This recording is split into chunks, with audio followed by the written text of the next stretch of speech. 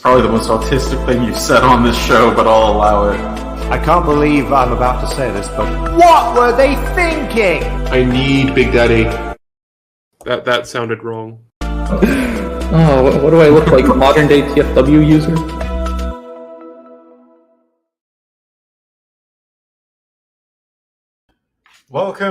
Welcome, esteemed students of the School of Athenia, once again to the Chugcratic seminar. We greet you for the 11th consecutive month in a row, and I'm joined by two of my very esteemed deans. Unfortunately, the Dean of Fabrication, definitely Not Char, is indisposed I think he said something about wanting to swim across the English Channel.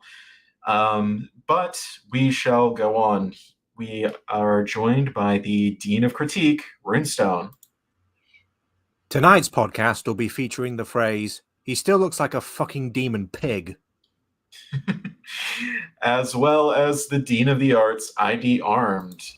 I must say, it's kind of weird having three people and one of them is IdArmed. Hello, I have nothing snappy to say at this time, so hello. So today's episode, as you can see from the title, will be the Gimmicks episode. But before we get into all that, how are y'all doing this fine Sunday? Doing good. Whatever your time is. I'm shocked to see myself here right at the start. Like that's just a little different than usual for the past few months, but I'm glad to be here as always.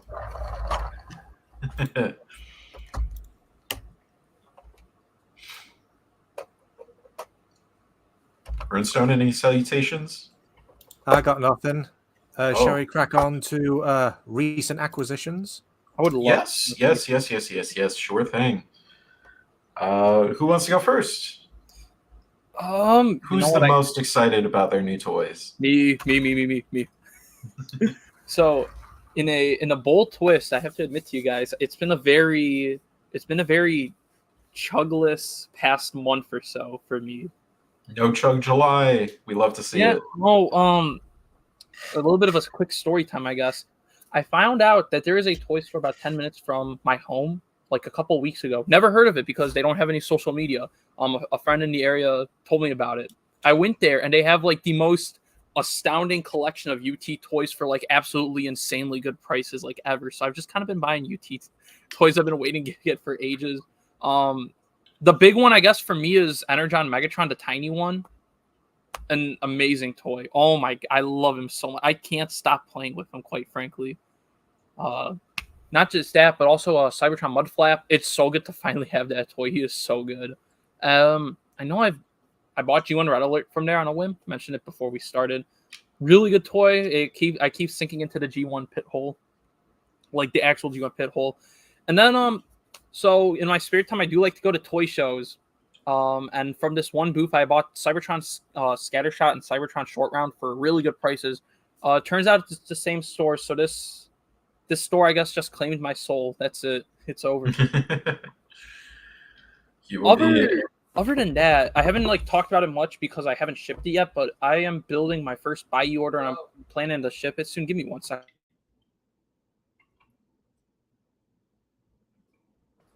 Well, sorry, I thought you'd be gone longer than that. No, it was just something real quick. I'm building my first buy order, and like I said, shipping it soon because I don't want to get too much.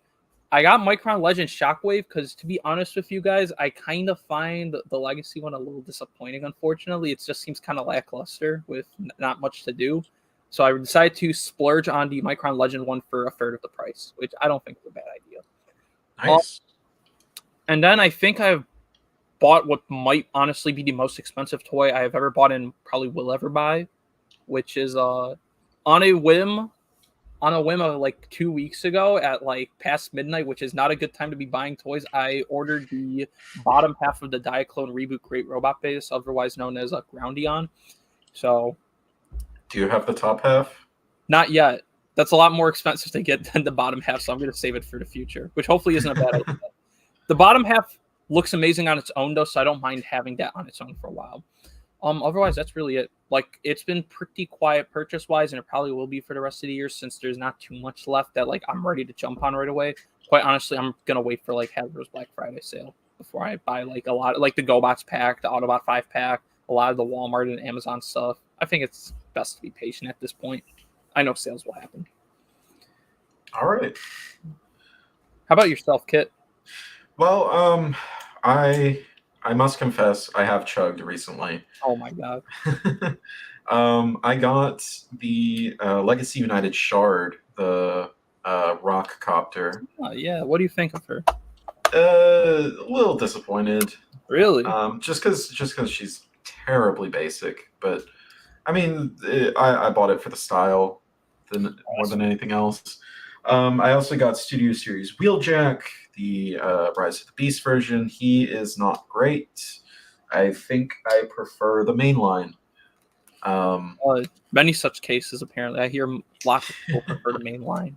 Yeah, his transformation is just kind of a mess. Like, it's very finicky and painful. I don't like it.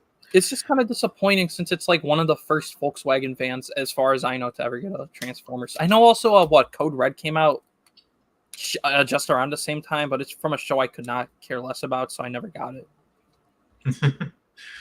And finally, speaking of finicky transformations, this one I actually enjoy quite a bit. Mach Kick from Beast Wars Neo. Oh, okay. Fantastic figure. It's a little rough, but I really don't understand why people call him the hardest Transformer ever. It's not that hard. It's not that hard. You just have to remember where everything goes. So yeah, honestly, it's one of my favorite figures of late. No, I'm glad you enjoy. I'm glad to see you dip more into Japanese Beast Wars stuff and just old vintage Beast Wars. It's so good. I'm a little jealous too because I know how you got that Mach Kick, and I kind of wish I jumped on it. But like again, I ordered Zondion. That's gonna take a good chunk of money away from like buying stuff unless I open things again. Yeah. Next one's gonna be Break. Calling it now. Oh my god! I wish I could get Break. Break never shows up anywhere on Bai, Mandarake, like TF. I got no luck with Break, and I really want him because he's a penguin Transformer. I will say, actually, I don't know. No, this was more than a month ago, but I didn't really talk about it. I met one of my good friends like through the fandom in person. He was a saint to just don't like give me a bunch of stuff for free. Most of it was Chug stuff he didn't want that he knew I would get a kick out of customizing. So far, I've been getting a kick out of him. But he gave me an Encore Big Convoy. The only issue is that it's just got like, it's like kind of cracked on the ball joint for one of the head halves. So I'm probably gonna buy a junker and repaint it to match the rest of the figure. But oh my god, it's such a amazing figure, and it pairs with Legacy so nice. Legacy Magmatron so nicely that like I don't even need a new Big Convoy. Like yeah. The Neo toys I've messed with are very nice. I say the same thing for Stampy as well, you know. And I have the original Magmatron too. Just a shame I don't know if they have a controversial reputation, but like everyone kind of assumes they're shell formers, which therefore I don't know if even shell former is the right word, but like they don't have the shell former is accurate. But it kind of sucks because like oh my gosh, there's so many like animal modes and stuff in that line that we're just never gonna see again anywhere. You know, like a penguin. A giraffe, a horse, a monolacera, however you say it, that weird like tentacle thing with shell. Nautilus? Yeah, I think so. Yeah, like it's just so many cool alt modes that like I really want to keep going and buying more from the line. It all feels so fresh because like through No Fall of its own, Beast Wars II was very repaint heavy, which again I got no qualms with, but like Neo feels really fresh by comparison that I want to invest more time and money into getting those figures. All right. Runestone, what have you bought recently? For me, there are two that I want to talk about.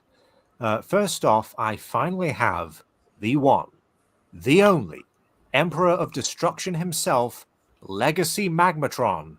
Hell yeah. I have been looking forward to him since episode 1 of this podcast. And oh my God. I couldn't be happier. I had to check out. It's like, oh, we'll never get another Magmatron toy. Yeah, that entry on TJ's video aged like milk, didn't it? Admittedly, I think the reveal caught everyone off guard. Mm-hmm. He's pretty much what you'd expect from the set and more. You have Yeah, the he's pretty fantastic. Giganotosaurus, the Elasmosaurus, and Quetzalcoatlus. The colors are spot on. The molded organic detailing on the beasts is stellar. The trio, of course, can combine into either Magmatron's robot mode or that chimera form, the Magmasaurus. He comes with the shield and tail sword plus some effects parts. I believe one improvement over the original, even though I don't have it, I'm just going off of reviews, is that the robot chest is now properly concealed inside the Giganotosaurus. And also the robot mode head can actually turn slightly despite having those giant demonic wing horns attached. I can say from first-hand experience. The head is weird on the original. Sorry. The transformations are complex and take some getting used to, as some of the joints are fairly tight, like his hips, but hey, they just make him stable. Isn't that right, Steelbane? I still want the original Magmatron. Of course I do. But I'll be shocked if this isn't one of my top 3 purchases of 2024. Before I go on, do you have any thoughts? I was going to say, throwing shade on a 7-year-old toy. You must really hate Steelbane. I was going to say, I can't blame you at all for feeling that way about Magmatron. He's very nice. He's kind of what I hope every commander is. And, most commanders I think have been pretty solid, some exceptions. I'm just glad you like him because, yeah, I think he was well worth the hype. You're getting your $90 Optimus and you're liking it. Yes, I am. Well, I got mine with the price knocked down a little bit. And you know what the funny thing is? Do you know what the funny thing is? That isn't even the biggest purchase this month. That would be Masterpiece MP59 Rhinox.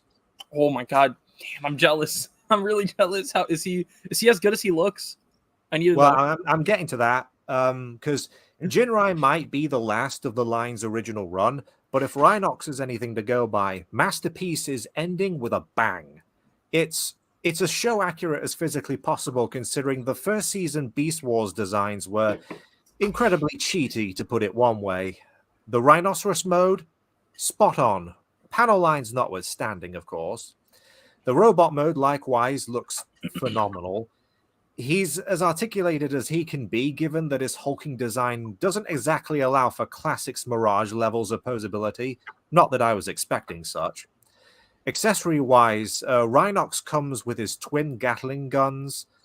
The gadget that he built in the episode Chain of Command, a spark from, well, what else? The spark, an alternate face, an adapter for MP32 Convoy. Given that his tail hinges, all that we're really missing is a certain blast effect part to reference the low road. You know the scene. Yeah. Rapperific. I really enjoy him. Since the line has been rebranded as Masterpiece Gatai, I guess we're now waiting on Rat Trap. Though I'm sure. Though given how spaced out these Beast Wars masterpieces have been, we're all gonna die of exhaustion before that happens. Frankly, I've got better things to do tonight. Wow, 2 references in one. Surprisingly, I don't know if you guys keep in touch with like rumors and leaks and whatever as much as like I do, but the guys on Weibo, which is a Chinese social media thing, the guys who apparently have an in with like Takara and have correctly listed out like what's coming for Masterpiece. Apparently, next one is either G1 Jazz or Beast Wars Rat Trap. So it might be sooner than later, which is very nice. God, I can't wait for Rat Trap. And when is Cliff Jumper coming out? We've seen pictures of it for years. I wish I knew because I think he looks so. It's weird. Cliff Jumper, that recent leaked sample looks so much better than Bumblebee to me mentally for some reason. It's basically the same toy. I have no clue why I think he looks so much better, but I just happen to think that. Right. So we're 15 minutes into our show. I believe it's a good enough time to actually start tackling the main topic of this episode, that being gimmicks. Runestone, this episode is sort of your brainchild, and I see that you had an extra slide just to coax us into this into this topic. Specifically, transformation counts as a gimmick, but not for the purposes of this episode. Well, the thing is, I put this slide on behalf of all of us because, as the slide says itself, the transformation itself technically counts as a gimmick. We just tend to overlook it as such these days because, well, it's the point of the franchise. Not much attention is actually drawn to it unless it's a specific type of transformation like an automorph or a one-step changer. But I'm talking more about the process in general. And of course, this is not the only franchise to have transforming action figures. Pictured below, the oldest documented examples I could find are Yonezawa's Space Explorer, which reportedly dates back to 1959. Holy crap, oh my god. And Popey's Brave Rydeen from 1975. In episode 4, I brought up how just the idea of the transforming action figure fascinated me as a child. It still does to this day, albeit in a new light. Because when you're a kid, it's simply magical. Like TG Omega says, Transformers are 3 toys in one: an action figure, whatever it turns into, and a puzzle. And I'll be damned if that's not the coolest thing ever. As an adult, you start to appreciate it more from an engineering standpoint, because let's be frank, these are not easy, nor are they cheap to make. Aside from trying to come up with numerous original molds and transformation schemes to keep things fresh, they have to work out what materials to use, the parts count, the shape and size of each piece, how the parts are laid out to ensure it transforms properly, how the colors are laid out, including paint applications, how each mode will hold together, and then work in articulation, accessories, and other gimmicks on top of that. When you look at it from that angle, the designers have their work cut out for them. Now, that's not to say the toys aren't deserving of criticism, of course. We do take our shots at Hasbro and Takara from time to time. No doubt there'll be some in this episode. I've used common Hasbro L at least once in these podcasts, but that's because they made a choice so incredibly dumb I just couldn't resist.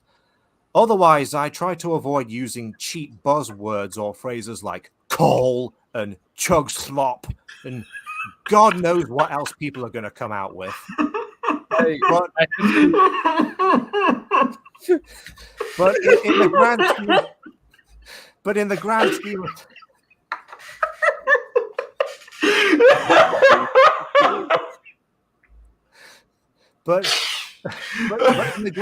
of but in the grand scheme of things, the fact that these toys exist, let alone function, will always be impressive to me. And even if my interest in this brand eventually fades over time, there will always be a part of me that respects and appreciates Transformers for what it sets out to do. I'm sorry, I just broke down because I'm imagining a soy jack of Cybertron sideways going coal alert, pulling the lever and making the alarm spin around.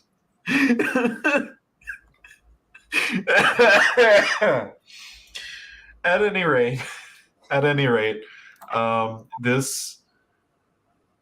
Oh, never mind. I was about to reintroduce definitely Not Char, but it appears he's not all the way back to shore yet. So please continue. I'm done. If you want to add to this, by all means. I'll throw my hat in real quick. Yeah, I'm with you. Like I always think it's some kind level of achievement that like something like a car or a plane or an animal can like turn into a robot. Like, yeah, no, I think nowadays with like how much we know about like how do I word it? How much we know about like the behind the scenes thing, we tend to be a little bit more critical.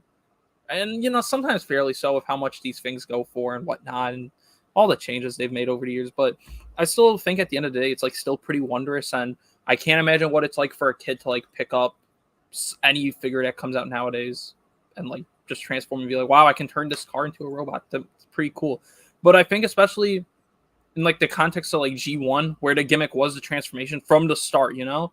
Like again, I mentioned getting G1 Red Alert. Just the fact that there's this like model Lamborghini that turns into a whole robot with like weapons you can attach to it. That's crazy, you know? Like that's what. Oh, also like if you happen to live on the other side of the planet, you know, you got a little guy you can put in there to drive it around and stuff. It's magical, you know? And that's like what makes I think Transformers so special compared to like most action figure brands, even nowadays, you know? Admittedly, the Yonizawa Space Explorer figure I brought up, that only transforms via the push of a button. Like, there's no manual process involved. Oh, yeah. I think it might be Brave Rydeen that has the first manual transformation. Yeah, and I know, I forgot where I heard it. I think it was probably from McFeely's like Origin of the Transformers video. Right, Rydeen's like the first manual transforming super robot, whatever you want to call it, as far as I know. But I did not know about this Space Explorer guy, and he's very charming looking. I'm not even gonna lie. Well, Should I make mean, him your new I just looked it up. I just looked him up myself. I just looked like first transforming toy myself, because as much as I enjoy Chris McFeely's content, you know, I didn't want to just rely on his video. No, I I wanted to make sure. I want to make sure there were other examples out there, and maybe when he cited Brave Rydeen as the first transforming toy, he may have meant the first manual transformation. He just didn't explain himself very well. I just wanted to have all my bases covered, you know. Yeah. Also, like, you know, when it comes to like introductory videos to the Transformers franchise, it doesn't hurt to like use it as just like a jumping off point, and then you can just start doing your own research and stuff. So I think that's a very valid way to go about things. But yeah, on the subject of transformation as a gimmick, it is really worth talking about before we get into the actual meat of the video. Just because, like, if this wasn't our favorite gimmick in toys, we wouldn't be here. We wouldn't be here talking to each other. So yeah, it goes without saying, but I agree we should say it anyway. Well, I mean, it's a good starting point, but of course, transformation itself can only hold a toy line for so long, which brings us to the main section of our podcast, the actual gimmicks themselves. Yes, we have decided to list two of our favorite and two of our least favorite gimmicks. For Char is technically first up in the PowerPoint, but he is currently AFK. He is in fact backstage right now, but he is still AFK. So I'm just going to skip that slide for a moment. And IdArmed, your first slide is up, one of your favorites. Oh, me? All right, let's do it. Yeah, mini cons. This is like the most basic option. Like, this is like the coldest take ever. But like, wow, are they cool or what? I wasn't there when mini cons started. I was learning how to walk when mini cons came around. So like, I didn't really care enough about that. I would rather have learned how to use the bathroom and eat on my own and stuff, you know? But oh man, like collecting them as a young adult, are they magical or what? Just, I can't imagine how cool it must have been to like just buy like little teams of fully functioning Transformers for like $5 a pop, or with every single figure you bought, you got one, hell, maybe like two with like the late wave stuff, like all the Beast Wars repaints. And like they had gimmicks like in them. Like, I picked up on a whim a couple months back at a bigger toy shop. I saw Buzzsaw. I think it was Buzzsaw. No, Dualor? He's one of the construction big gun guys, right? The ones that can attach to Clonus. Isn't that the Destruction Team? I think so. It's the one with the two turrets, right? And, like, the fact they engineered a little thing in there, so, like, when you move them along, the cannons just go... It's like, wow, that's really cool. Like, yeah, that's Dualor. And... Aren't all three minicons from that team gimmicked? Yes, those guys and the Adventure Team. The Adventure Team is one I really want to get. I just don't know why I haven't gotten them yet. They seem really cool. They're so good. I love Ice Pick as a mold. I had the Scatterbrain repaint from Cybertron. Like, he was really cool. Again, for like $5, $2002, right? You got like stuff like guys that combine into a robot, a bigger robot, guys that turn into a sword, guys that shoot missiles, guys that have the rubber wheel thing, like the guys that turn into weapons for big. I forgot. Like I have the emergency team and the air attack team, or all the free jet, like all those guys that turn into like, you know, one guy turns into a shuriken, another one turns into like a big Gatling gun kind of thing, and like the Autobots have like the fire truck guy that turns into like a big missile pod, and like crazy gun emplacements and just a big gun, and it's like, and then you have guys like Overload with Rollout, where it's like that's part of the guy that he like that's just him. He's like part of the guy, you know. Yeah, I'm looking at this chart of the 3-packs, and only one of these teams doesn't have a gimmick, and it's the Street Speed team. Everyone else has gimmicks. Well, from what I've heard, like just from people discussing it in like the spaces I'm in, I'm pretty sure gimmick is they have pinned wheels or like caster wheels, whatever, hot wheel style wheels, so they're supposed to like go fast. But I know also, as far as I know from picks, they all got like elbows and knees, which not every minicon has, but like still, like that's really cool. And then you have guys like Liftor, who is just like an incredible figure on its own. Like he's got a neck, he's got shoulders and elbows, hips and knees. It's like, oh man, I feel like minicons are like something we can go on for hours. And then like I'm not even talking about like what they did for Cybertron or what they did for Classics. Or yeah, there will definitely be a follow-up on minicons someday. I feel like you could very well make a whole episode on minicons. They might just very well be one of the greatest things ever done for this brand, because like how versatile they were. In fact, absolutely Mog Micromasters too. I'll be back. I'm gonna go grab Dueler real quick. I just want to say that another cool thing about the minicons is that some of them actually had very interesting transformations to them. One of my favorites being the land military team member Bone Crusher, who splits on a vertical axis. Sorry. Oh my god! Certain parts rotate around, and it's a really unique transformation. Something that a Power Core Combiner's Bomb Shot could have used. Yeah, I would love to see that transformation scheme on a larger figure. I have it's so brilliant. The Night Attack version, you know, the ones that are like all the really nice like blue and grays. Yeah, and same. So you have Scator. Yeah, Scator. He's got like, it is the most like Rubik's Cube transformation I've ever seen on a Transformer, and I would love to see it again one day. Oh my gosh, it's so good. Well, the Dean of Fabrication has arrived, dripping with the salty water of the English Channel. He is back from his evening dip. Welcome, Definitely Not Char. What do you have to say about minicons? God, swimming from France was not a good idea. Especially this time of night. What are you thinking? Yeah, the minicons are well. I'm a child of Armada, so of course I like minicons. You know, I basically I reiterate everything that has been said so far. They're all really cool sets. The Armada Street Speed team, I own two of those members. They don't have like proper caster wheels in that the caster goes all the way through the car in the same vein as like Spy Changers, but they do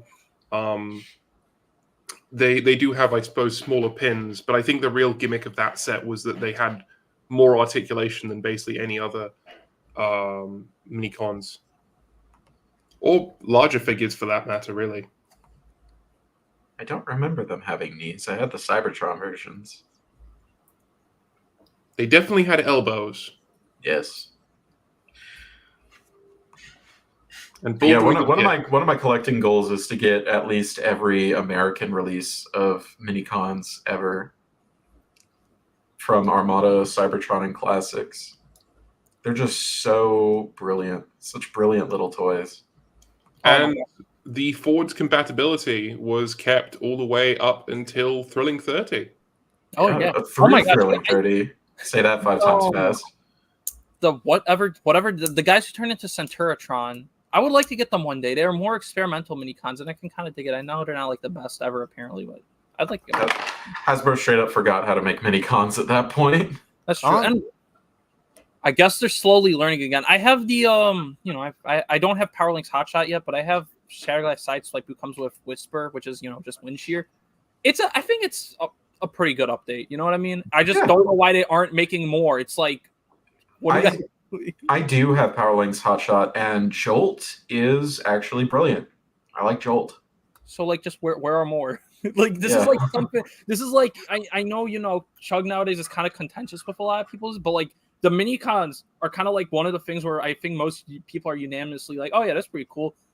So where's the rest of them? Yeah, it's just a bitch and I have to get them, and they'll probably end up being too expensive for what they are. That's my theory is they're going to release them all together in one big multi-pack eventually. I would be okay with that, I guess. Yeah, honestly, like as a kid, I wanted the Target Kmart Transformers Universe 12-pack. I could do it nowadays too, honestly. I mean, it's not ideal, but I mean that just seems to be what's going to happen now. Oh yeah, that's true. I think again, everyone should have just come with their guy in the first place. I really don't know why. It's going to be really weird when that Legacy Wheeljack comes out. And also it just means it's not leaving open any space for the mini cons that didn't come with larger figures either. Oh yeah, especially now that Core's like dead. Apparently. Basically. Allegedly, yeah. It's still allegedly, but it's like, oh, it's probably dead. Yeah. So, Char, how would you like to talk about your first favorite gimmick?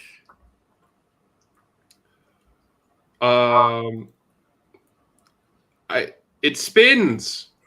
I really like this gimmick. It's a gimmick that I haven't seen on a helicopter Transformers toy in a while, but it seemed to be practically ubiquitous on any helicopter or propeller-driven Transformer from, anything from like 2012 backwards. I can't think of any helicopter Transformer before Armada Cyclonus to have it. He's where it all. As far as I remember, I genuinely can't. Maybe G1 Rotor. I doubt it though. Yeah, I was thinking maybe Rotor. No, Rotostorm is manual. Okay, so yeah, I think Cyclonus was the first, and the latest I can think of is nothing from Prime, so it's got to be before Prime. I think it's got to be like Blaze Master, because like I know Tomahawk. Yeah, I think it's either Blaze Master or Highbrow. I think. I would say one. Highbrow came after, so it would be Highbrow. Even by that's only a period of less than 10 years. Yeah, but it was everywhere. Not even 10, because like by Dark of the Moon in 2011, what's his name? The Skyhammer? No spinning rotor. Yeah, no. Yeah, but his transformation just sort of precluded that. That's in true. General. That's a good point. It's a very. That's Quentin talk. They fit that mechanism into a really small space in Energon. They could have fit it in there. Yeah, no, they're pretty great when they work, aren't they? They're really great. This whole selection was in fact inspired by me recently getting Super Link Sprung, otherwise known as Bulkhead, and his Rotorblade gimmick is the best I have experienced so far. It spins the best with the most gusto, and the way that the mechanism, the trigger for the mechanism is actually hidden as the third wheel on the landing gear is so cool. Really great. Is maybe not super creative, but it's a clever way of hiding the gimmick as part of the toy. That's true. It's I've never messed with Sprung, aka Bulkhead. I really want you one of these days, especially now that you mentioned you got it. It's like, oh, gaslighting. But like I'm surprised how much of a step up it was like compared to like a little over a year ago when Cyclonus just has the big trigger on the back. Yeah, and also not to throw shade, but Cyclonus's spinning gimmick is not nearly as doesn't nearly go as far. Yeah, I've handled the mold maybe like one time. It's also loud as shit. It just goes. Yeah.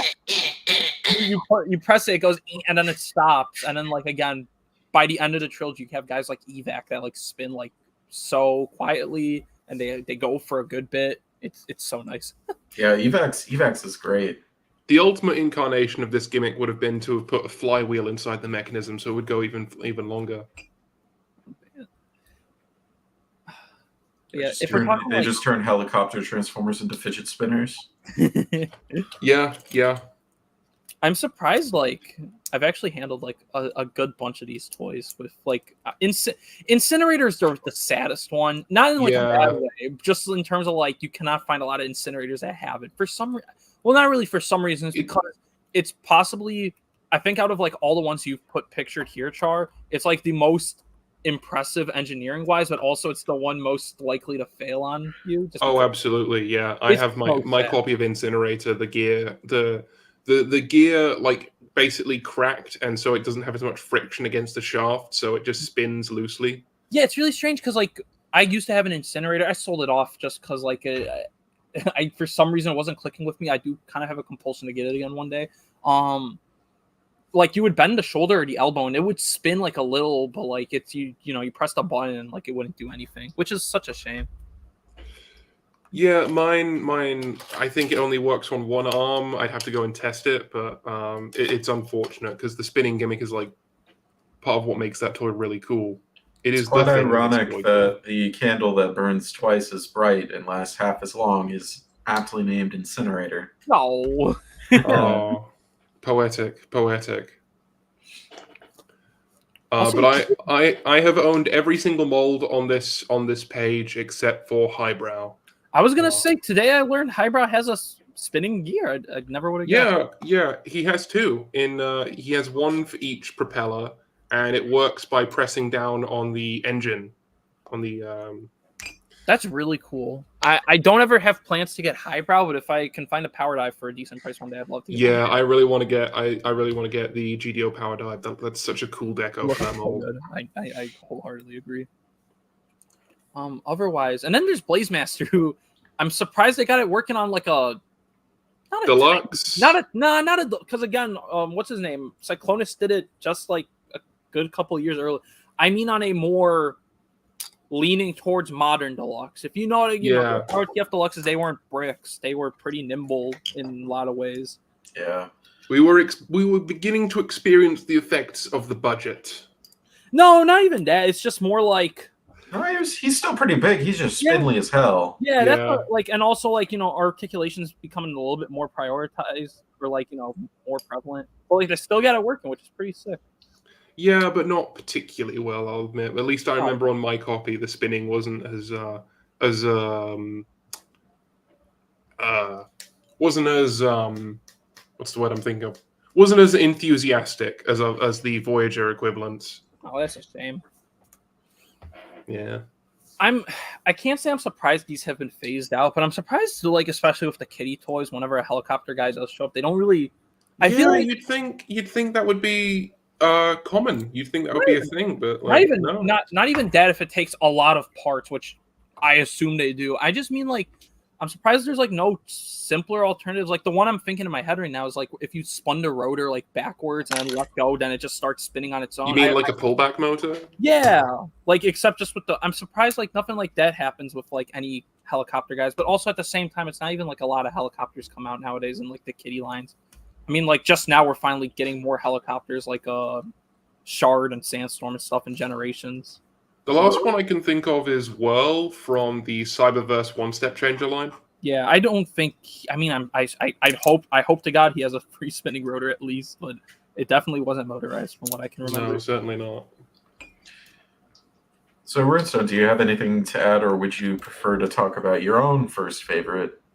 I'll talk a little bit about these because I do own some of them, except, well, coincidentally, I don't have experience with the highbrow mold either. Do any of us have experience with it? But I have. I don't think so. Oh, but I have Quick Strike, the redeco of Bulkhead. I've experienced Blackout and Evac, movie Evac that is, but also Cybertron Evac and Shatterglass Galvatron, but also movie Incinerator. And even Revenge of the Fallen Blazemaster, to his credit, his spinning rotor gimmick, it works perfectly fine. Still doesn't excuse his train wreck of a robot mode, but there we go. The only thing I'll add about Incinerator, as much as you seem to have your doubts about how his gimmick works, one thing I find impressive, and I think I mentioned it in the last episode, was they form the arms like the rotors form the hands, and the arms can still pose, but the gimmick still works no matter what pose his arms are in, and I think that is quite the impressive bit of engineering right there. What version is that? I don't remember Incinerator being all black. Isn't that a Japanese redeco? I think this is the Night Attack version. Remember how they did like a Night Patrol Optimus Prime? I think this was the deco that went along with it. They didn't do that here. If you excuse me, guys, I'm going to quickly skim the wiki now because I also don't know why this black one exists, even though it looks pretty cool. So let's find out. It's hella cool. Not hella that cool. The other Incinerator. Okay. Oh yeah, it's literally just the Takara version. Okay, that's cool. Oh, okay. It looks really cool. Swag. I'm not gonna lie, but the gray one still is the one that wins out for me. I mean, that's the one that everyone think. I presume like the idea behind this toy is is like the Osprey that he turned into is supposed to be the Osprey from the beginning of the 2007 movie. Totally. Yeah. Either that or Springer, the Springer that was never released, unfortunately. At any rate, I have to use the bathroom very bad, and I'm the only one who can control the presentation. So, if we can please move on, so I can take a momentary leave. That's okay. I've said everything I need to. All right. Ruin. Okay, my go. So you know all that stuff I brought up on how hard it is to engineer Transformers with just 2 modes? Now imagine them trying to work in more than 2. Exactly what constitutes a multi-changer is admittedly up in the air. Pun partially intended for things like G1 Trax and his flight configuration. You also have the Beast Wars Transmetals and their vehicle modes. No, if we're talking proper multi-changers, we have to start off with the original 6 triple changers from G1, some of which were imported from ongoing or cancelled lines. Others were specifically designed for Transformers. And those were just the earliest years. And then 1987 was when the franchise threw concepts at the wall and saw what stuck. You had the Headmasters and thus the triple-changing Headmaster Horicons. There's the Double Spy, 2 robot forms and 1 vehicle mode. And of course, we cannot forget the then king of multi-changers, the one robot army himself, Six-Shot. Arbitrary as most of his 6 modes may be, they still add to the playability, aka what toys are all about, right? The following year, we got, I guess we could call it the Prince Quick Switch, which I have, by the way. Back to triple changing. Double Dealer turns from a missile truck into either a humanoid or Condor robot mode, depending on which Power Master bonds with him. A lot of these G1 characters have since received brand new toys in the current era. Beyond that, multi-changers have, they've kind of been, they've been kind of all over the place. Cybertron, Megatron / Galvatron's jet and dragster modes, despite being simple to get between, are actually fairly convincing. Also, you have Beast Wars Neo and Dark of the Moon's Human Alliance, the smaller Human Alliance sets from Dark of the Moon, which had the bots also turn into 3rd weapon modes, weapon platform modes. You get the idea. Kit, are you back? Yes. Okay, but if we're talking multi-changers, we must discuss the Emperor himself. Next slide, please. Yes. Oh my Car Robots Gigatron / Devil Gigatron, or RID 2001 Megatron / Galvatron. Aside from the robot mode, we have a jet, dragster, twin-headed dragon, gargoyle, giant hand, wyvern, griffin, iron mammoth, and a hydrofoil. We would retroactively be given a semi-official ostrich mode, which brings the count to 11. And that's not including the fan modes people have probably come up with for this guy. Versatile doesn't even begin to describe this toy, I'm telling you. And if all this doesn't convince you that multi-changers are cool, well, I can't help you on that one. The Gigatron is an interesting case because I've heard it described, and I think this is correct, that generally the process of designing a transformer is you take a vehicle and then you figure out how you can turn it into a robot. Gigatron is different from every other transformer in that he was a robot who they tried to figure out how to contort into as much different things as possible. I believe it wholeheartedly, and like, oh my gosh, so I have Megatron, like, or Gigatron, just a regular one, and I've tried doing some of the modes, but like some of them work, some of them kind of work, and some of them don't work. Like if my assumption is correct, the bottom left one, that's the quote unquote hydrofoil boat mode. It's not a boat. This is a guy laying down. I mean, there's a cockpit. It's raised off the ground. I can kind of see it, maybe. It's got the little propellers on the back from the spear. Meanwhile, I feel like every single beast mode works really well by comparison. I don't know how to articulate why, but like they all are convincing enough. It helps that none of them are particularly realistic. That's true. I still find it funny that there's I think Rune described it as a wyvern and then a dragon. Is it pronounced wyvern or wyvern? Something like that. I think it's wyvern. It's wyvern. Yeah, the wyvern or wyvern, whatever you want to call it, is it's a two-legged dragon with wings as opposed to a quadruped dragon like Prime Predaking. I see. Okay, so and also, by the way, this is how you do a wyvern mode properly, Steelbane. Oh, man. It came out in 2017. You can let go. Fuck you. I'll talk about it if I want. Oh, man. Yeah, triple changers, quad changers, whatever changers is a really cool gimmick because it really pushes the boundaries of what you can do with the transformer. Unfortunately, it feels like those boundaries as of late are getting a bit constrained. What do you mean by it? The toys are just getting smaller and smaller. Oh, yeah.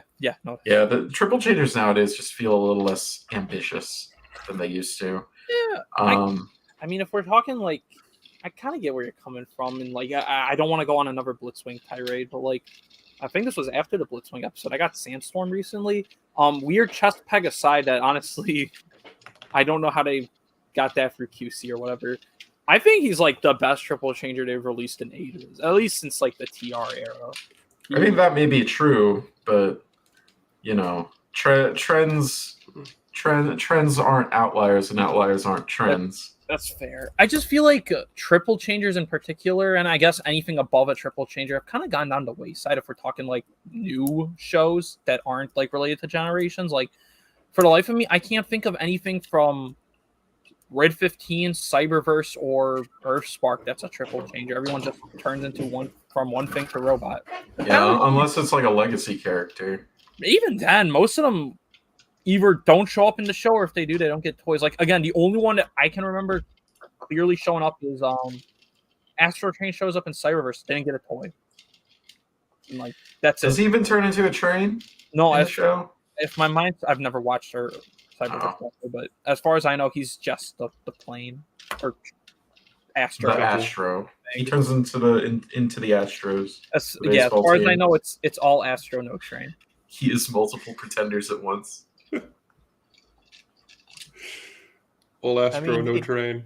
It is going to feel like with the new HasLab Omega Prime coming out, it is going to feel weird if they don't follow up with a new toy of Megatron of some kind. But I guess to beat the cynics to this phrase, unfortunately, if they made a new one, it would probably suck ass. It suck ass. I feel like it'd be like. I feel like it would end up being like a Magmatron-esque release. The only thing is that, again, not bad. It's just more like the original toy is already perfect at what it does for the most part. So a new one would be a hard sell, I think, for a lot of people that have that original, like myself. I can't believe I'm the one to say this, but I feel like if they did make a new Gigatron, there could be hope, considering the Magmatron surprised everyone with how good it was. Yeah, and each mode doesn't require that much like dedicated engineering. They all sort of piggyback on top of each other. That's true. I think a new one would greatly benefit from more tabs in the places that everything's supposed to lock in. I think that would help, like, certainly.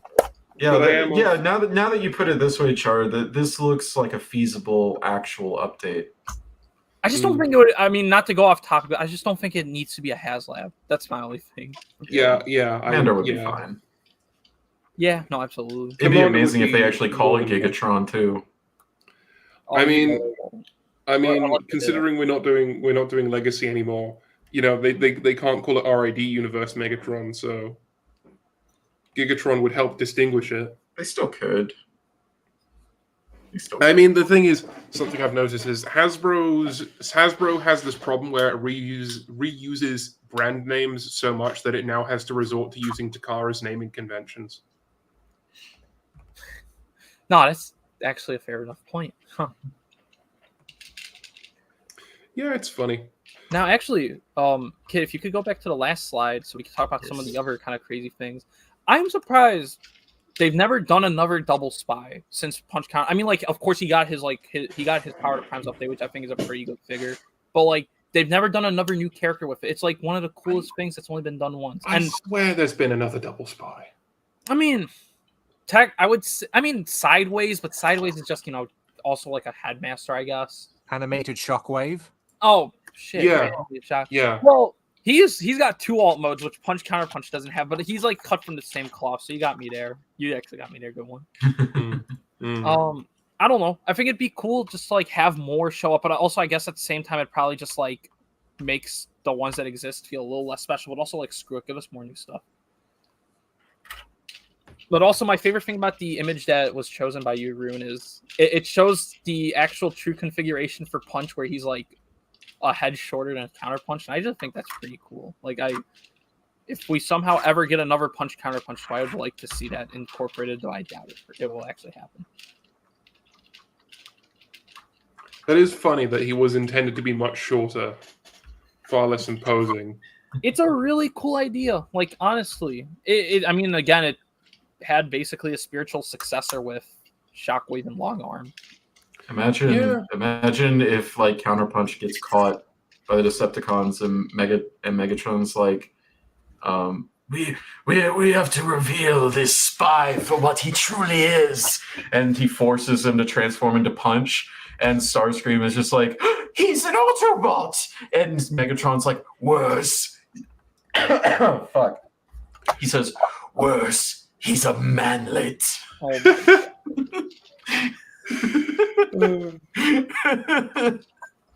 I mean, there's a reason the Minicons all joined the Autobots. There aren't any short kings in the Decepticons, besides Frenzy and Rumble, but we don't talk about them because no one can figure who is who. What else is there? Again, the same thing with this. Again, now, if there's one thing I definitely can't think of that's like shown up in ages, it's like a transformer that turns more into like more than 3 things. That one really sucks. I wish we would get another one of those because it's such a fun idea. You don't really get quad changers or quint changers. It's just like 2, 3, or 6, and that's it. They only come in multiples of 3 when you get more than 2. I'm pining for a new quick switch that isn't just a redecker of Sick Shot. I think he suffers from the cliff jumper curse, unfortunately. I have a fans project 6 night that I would be very happy to just have you take off my hands. Oh, it's a fine mold. What? I don't know. I just I mean, doesn't really have a space in my collection anymore. Oh, I don't really need a fix might either. So I kind of get you. I'm glad why can't I say quick switch? Quick switch. Quick switch. Quick switch. Quick switch. I also have quick switch. I have the G11. Bloody hell. It's a good thing we didn't make you Dean of Oration and Rhetoric. No, I am not an orator, unfortunately. Shall we move on? Well, I think the real question is, Can you do the 6-shot challenge? No, because I don't have a 6-shot. That's I true. guess I could. I guess I could with my Tiny's Return, but it's not the same. It again, if I remember correctly, G1 6-shot, like they lock or like they tape the instructions or something, to like make you find out and like. It was advertised. Marketing. It was advertised in the advertised in the ads. It was advertised in the ads where they would say, "Can you do the quick switch challenge, the 6-shot challenge? Can you transform 6-shot in all 6 of his modes without looking at the instructions?" Is G1, so probably. Yeah. But hey, it was marketed to like 6-year-olds at the time, so.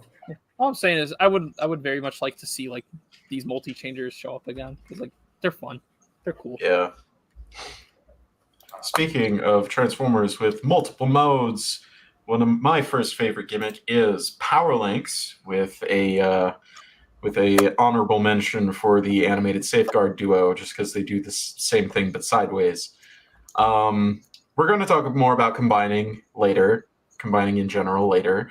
But I wanted to specifically go over Power Links because, well, I sort of picked it because not too long before I picked it, I got Energon Inferno in the mail. Bought them off eBay, and it is a fantastic figure. I just love how all of these different molds, Hotshot, Inferno, Prowl, Ironhide, etc., they're quad changers basically, and they can all interact with each other. Any one of them can be a shirt for any of the others, and any of them can be pants for any of the others, and you can mix and match. You can even double up if you have the two the same mold, like I do with the Hotshot and his repaint, and I will soon with Inferno and Inferno Volt. So it's just a very, very satisfying play pattern. Like, sure, the robots, the super robots can't do a whole lot once you have them combined, but it's the act of combining them that is the fun part. It's very much it's about the journey, not the destination for a lot of people. Yes. I will say, I don't know, Energon, not because of fandom consciousness or anything, but just Energon's the series from UT that appeals to me personally the least. I wish I cared more about Power Linksing, but like maybe one day it'll finally click for me. I think, I don't know, it feels a bit too, I don't know what the word is, kitschy. Like it just feels like, it feels too fan modey for me, but maybe one day I'll get the right figures that make it click for me, Well, you can't spell kitschy without kit, so. Yeah, I think. But honestly, I didn't even know you got Inferno recently. Inferno was a childhood toy of mine, and I would like to get one again, actually. So maybe that'll be what convinces me to like pick up another figure alongside like a Rodimus or whatever. He's so good. By far, he is my favorite Power Links Autobot. And by that I mean like the Power Links modes. Yeah, no, he's got a really great pants mode. It genuinely is. Yeah. Ironhide's a very close second. I love Ironhide. I just don't have anyone to combine him with yet. I mean, you do have your deluxes or whatever they were called back in the day. Yeah, but I'm not doing that. No, you're fair. Yeah. Power Linksing is interesting because it's kind of like the break in the trend of UT, where Cybertron and Armada, the gimmick was basically like activating gimmicks where something would flip out. Whereas with the Autobots with Power Linksing, it was more of a transformation. It was more of an extra mode, which is interesting. Right. Yeah. It's not like the the activating thing basically like Decepticons got like hyper modes, which I think are pretty cool if you ask me. But I still don't know if they hold a candle to like the plug-in something flips out magic of like animated or Armada and Cybertron. I mean, it's they sort of do different things, I guess. The hyper modes were always like it wasn't. I don't think there were very few hyper modes that was spring loaded. No, yeah, like most of them I would assume are like geared functions, like Megatron has. Usually just like No, things you Megatron's the can- only geared one. Oh, Everyone yeah. else Never is mind. manual. But yeah, no, power linksing. It seems cool. Again, I think it's really cool that like both size classes can combine with each other. Sure, it probably looks pretty stupid, but like just like the fact they cared enough to like keep them compatible with one another, I think that's really cool. I am yet to get any Power Links compatible Voyager Energon figures, unfortunately. Well, there's only 2 of them, so Oh, won't be that hard. No, there's 3. There's 3. Who's the 3rd one? Jetfire. Jetfire, Ironhide. Wait, who else are you counting? Because I only Cliff count. Jumper. Is it not Cliff Oh, I Jumper? forgot about Cliff Jumper. Cliff Jumper and his apparently a very illustriously rare repaint Beachcomber. I straight up forgot about the one because in the show he combines with Prowl. Downshift. Oh. And so I just sort of assumed they were the same size class. That is my fault. Yeah. Forgot about him. Also, why did you think I forgot about Jetfire? He's the one who goes with Ironhide. I don't know, because in my brain I always kind of imagine in my brain that Wheeljack and Ironhide go together because they're both land vehicles. I guess. That is really interesting. And also Jetfire, at least in my opinion, is kind of easy to mistake for a deluxe. Really? He looks massive. And maybe it's just engineering wise, he's kind of simple.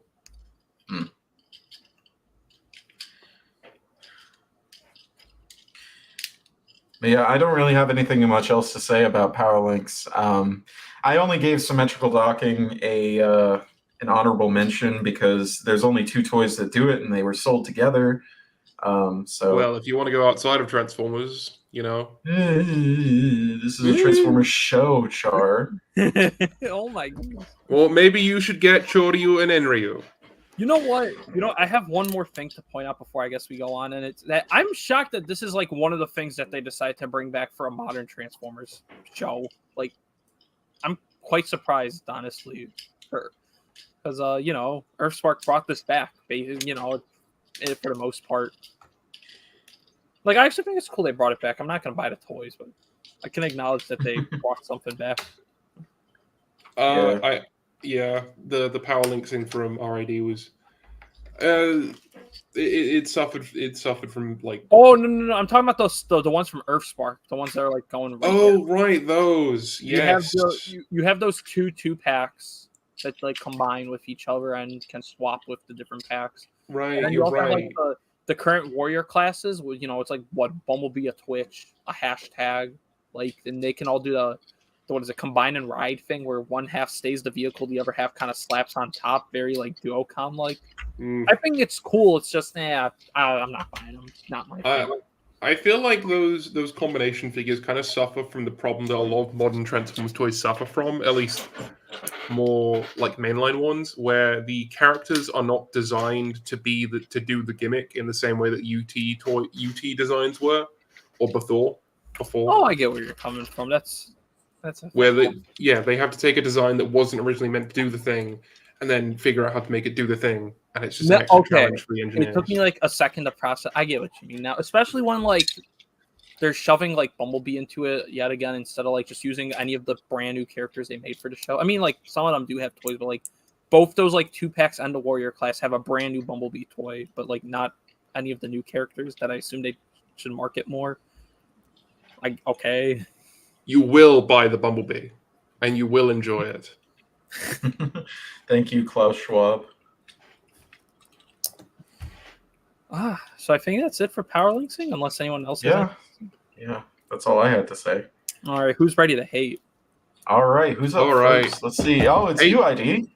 Oh, God, okay, yeah, okay. This is, again, probably another cold take, but I'm sick of this stuff, man. I'm fatigued of spring-loaded, auto-transforming, hodgepodge, whatever, things that never leave the shelves because no kid is dumb enough to buy these. Quite frankly, you know what I mean? Like, no, I absolutely get what you mean. The only time I've ever experienced these toys is when like I've gotten them from like the fucking secondhand store because no one wants to buy them there either. I don't know if I'm crazy. I've never I rarely, if ever, see like kids buy this stuff, or like, for like the handful of younger cousins I have who happen to have a Transformer or two, like they don't buy these, they buy Chug. So like it just makes me ask, like, who are these for, and why won't they leave us alone? I think this comes from the big overcorrection that happened after the ROTF toys, because remember, those were famous for, or rather infamous for, being overly complex for kids. Right, and if you ask me personally, like, as great as those toys are, I think that kind of is a problem for like the kids line, if you ask me personally. I think it's a skill issue, personally. I didn't have an issue. I was a kid when those toys came out, and I had a great time. Again, it's a kids line. It should be manageable enough for kids. Like, that's kind of my philosophy. But again, I think it's just weeding out the weak, personally. I agree wholeheartedly. This is an overcorrection that's been around for like 15 years. Not really 15 years, since what, AOE, I think, is where these really kicked off. And it won't leave us alone. And I don't understand who buys this either. I assume this is like to try and fit into the cheaper price points, but it just doesn't make. I get where you're coming from, but like, I can't see that as a viable argument when like Legion class existed. Like, Legion class was great. Why don't they bring back Legion class? Because here's one thing, right? Like, again, on one hand, I'm sick of seeing them everywhere, but also on the other hand, I can't imagine it's fun to like do something in just one step, but like not even just do something in one step, but like not do it in a fun way, like the jump starters. Because at least the jump starters, they do a flip, they do a little stunt for you. These really don't do anything, Yeah. The problem with these toys is that they don't have an interesting transformation, and they don't really articulate at all either. No, so a kid can't really do much with them. Like, no one's asking for kiddie stuff to have like ankles and stuff. I mean, then again, like Earthspark toys have ankles, so what do I know? But like, again, you hold a G1 toy, you can at least point a gun forward most of the time, right? And the big draw for those toys was the transformation. It was that they had these in-depth, or not in-depth, but they had like interesting transformations that would give you something to fiddle with as a kid. Whereas these one-step changes, you don't really have that, and that kind of defeats the fun of a Transformer, at least partially. Yeah, no, absolutely. It doesn't help that they also look pretty cheap. Like, like they look really cheap. Like, I know, like, actually, I don't know if you guys know, but like Takara's still doing the Earthspark stuff, right? They're importing the one steps. They're painting them up decently, a decent bit, but like even then, they just don't really look all that appealing. But again, I'm a 23-year-old man, so like I don't know. Maybe a 5-year-old finds it differently. But again, in my experience, I have never met like or heard of like even like from people I know in the fandom that like have kids. They don't buy them like these toys. They buy them like Chug. I think a big part of it. I think it might have come from what? It might be from Rescue Bots. It might be at least. But the thing about Rescue Bots, the reason why Rescue Bots worked better was because those toys were designed from the ground up, or those characters were designed from the ground up to be. And like they're actually marketed towards like 3-year-old. Those they're marketed towards like little kids. Those are babies' first Transformers. You know what I mean? Then like in an ideal world, those are babies' first Transformers. Then you get to like the show tie-in toys, which are like for your like 5 to however old. They're like, in an ideal world, they're on par with, your like animated and Prime toys, but first, and then you have generations. But again, this is probably, I feel like this is an issue we always bring up in this show, where like Chug should not be the only option for decent toys. It should not be like that, but unfortunately, with stuff like this, it kind of makes it the only option for kids, and I really don't think that's the right way to market a franchise. And then when you realize that Chug is overpriced, you start looking at Korean import sites. Yeah, or you're like lucky enough to like live next to like a Korean grocery store, because I know those exist in like the US where they happen to sell that stuff. That's crazy, by the way. But really, yeah, no, I have friends that like live there and they're just able to like pick up Toba. It sounds like it sounds insane, but like it's made me want to look around my area because like, God, we only have Polish grocery stores around here.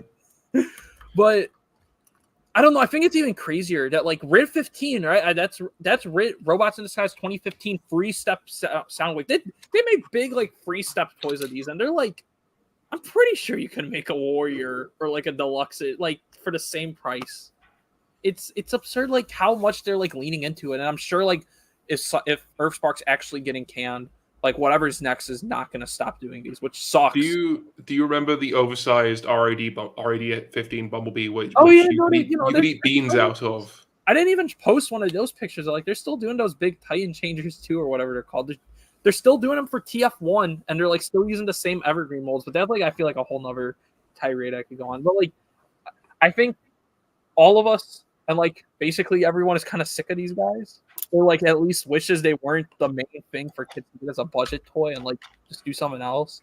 Absolutely. I think if you want to buy a simplistic transforming robot toy for a kid that's going to be appropriate for them, go on AliExpress and buy them a Tobot. I don't know, honestly. Like that's true. I assume they're simpler Tobots, you know. You know what's a real shame though? I mean, all the Tobots are like pretty simple, actually. Rise of the Beast had like chunky. So listen, Sorry, Rise of the Beast had something that was like in the right direction. They had Rise of the Beast did like a couple of these like basically upscale Legends class. They were like $8 to $10. They were simple. They had like simple gimmicks, but like they were manually transforming. And then they haven't done any for TF1. Instead, we're back to like the cog changers or whatever they're calling them now. And it's again, we had something decent going, and we're just going back to one step. So again, we are kind of stuck forever with these. I fear. Very unfortunate. But yeah, that's all I gotta say about it. Kit, Rune, you guys have anything to add? Coal alert. Yeah. This is a coal. I don't know who the hell thought that those half transforming figures was okay. I don't get how they survived from Cyberverse and wait, did they sell them in Earthspark as well? Yeah, they are currently running. Yeah, how did those make it through 2 toy lines? Who buys those? It's like I said, it's pretty baffling. Did they think that people like girl walks and were like, oh, we'll do it for everything? I don't know. Again, if you want to do them, give them like make them do like a little trick like a flip or something. I think that would at least be a little appealing. But no, we don't get those, so like whatever.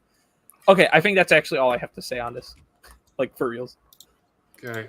So I'm ready to move on personally. I don't know about you. All right, who's next? Oh, it's me. Oh, what? Uh, all right, I'll hear you out. I'll hear you out. Come on. I just don't like them. I just think they're a little boring. So if you'll notice, I only put the weaponizers and the modulators on here. I avoided the fossilizers and the junkions on purpose. And those are for 2 very simple reasons. The fossilizers are cool, and the junkions actually transform.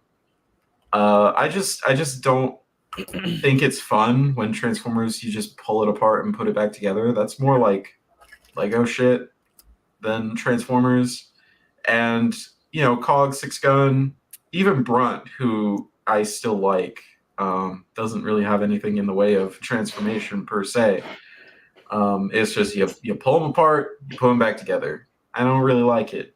I wish they had like actual transformations integrated into them, engineered into them, and then they could just do the pull apart thing. Like like Shard right here. She transforms into a helicopter mode, and then you just pull her apart and make rock armor or whatever. I like that. I don't like just pulling it apart and putting it back together. I understand. I'm kind of surprised since again, I assume most people even like I know you said you like Brunt, right? Yeah. I'm just surprised. I did end up buying all the Power Dashers, so yeah, no, if I had to sell one or the other, it's the Power Dashers are staying. You know what I mean? Like I don't have any of the Titans that go with the other 3 guys, so they'd be going first. Yeah.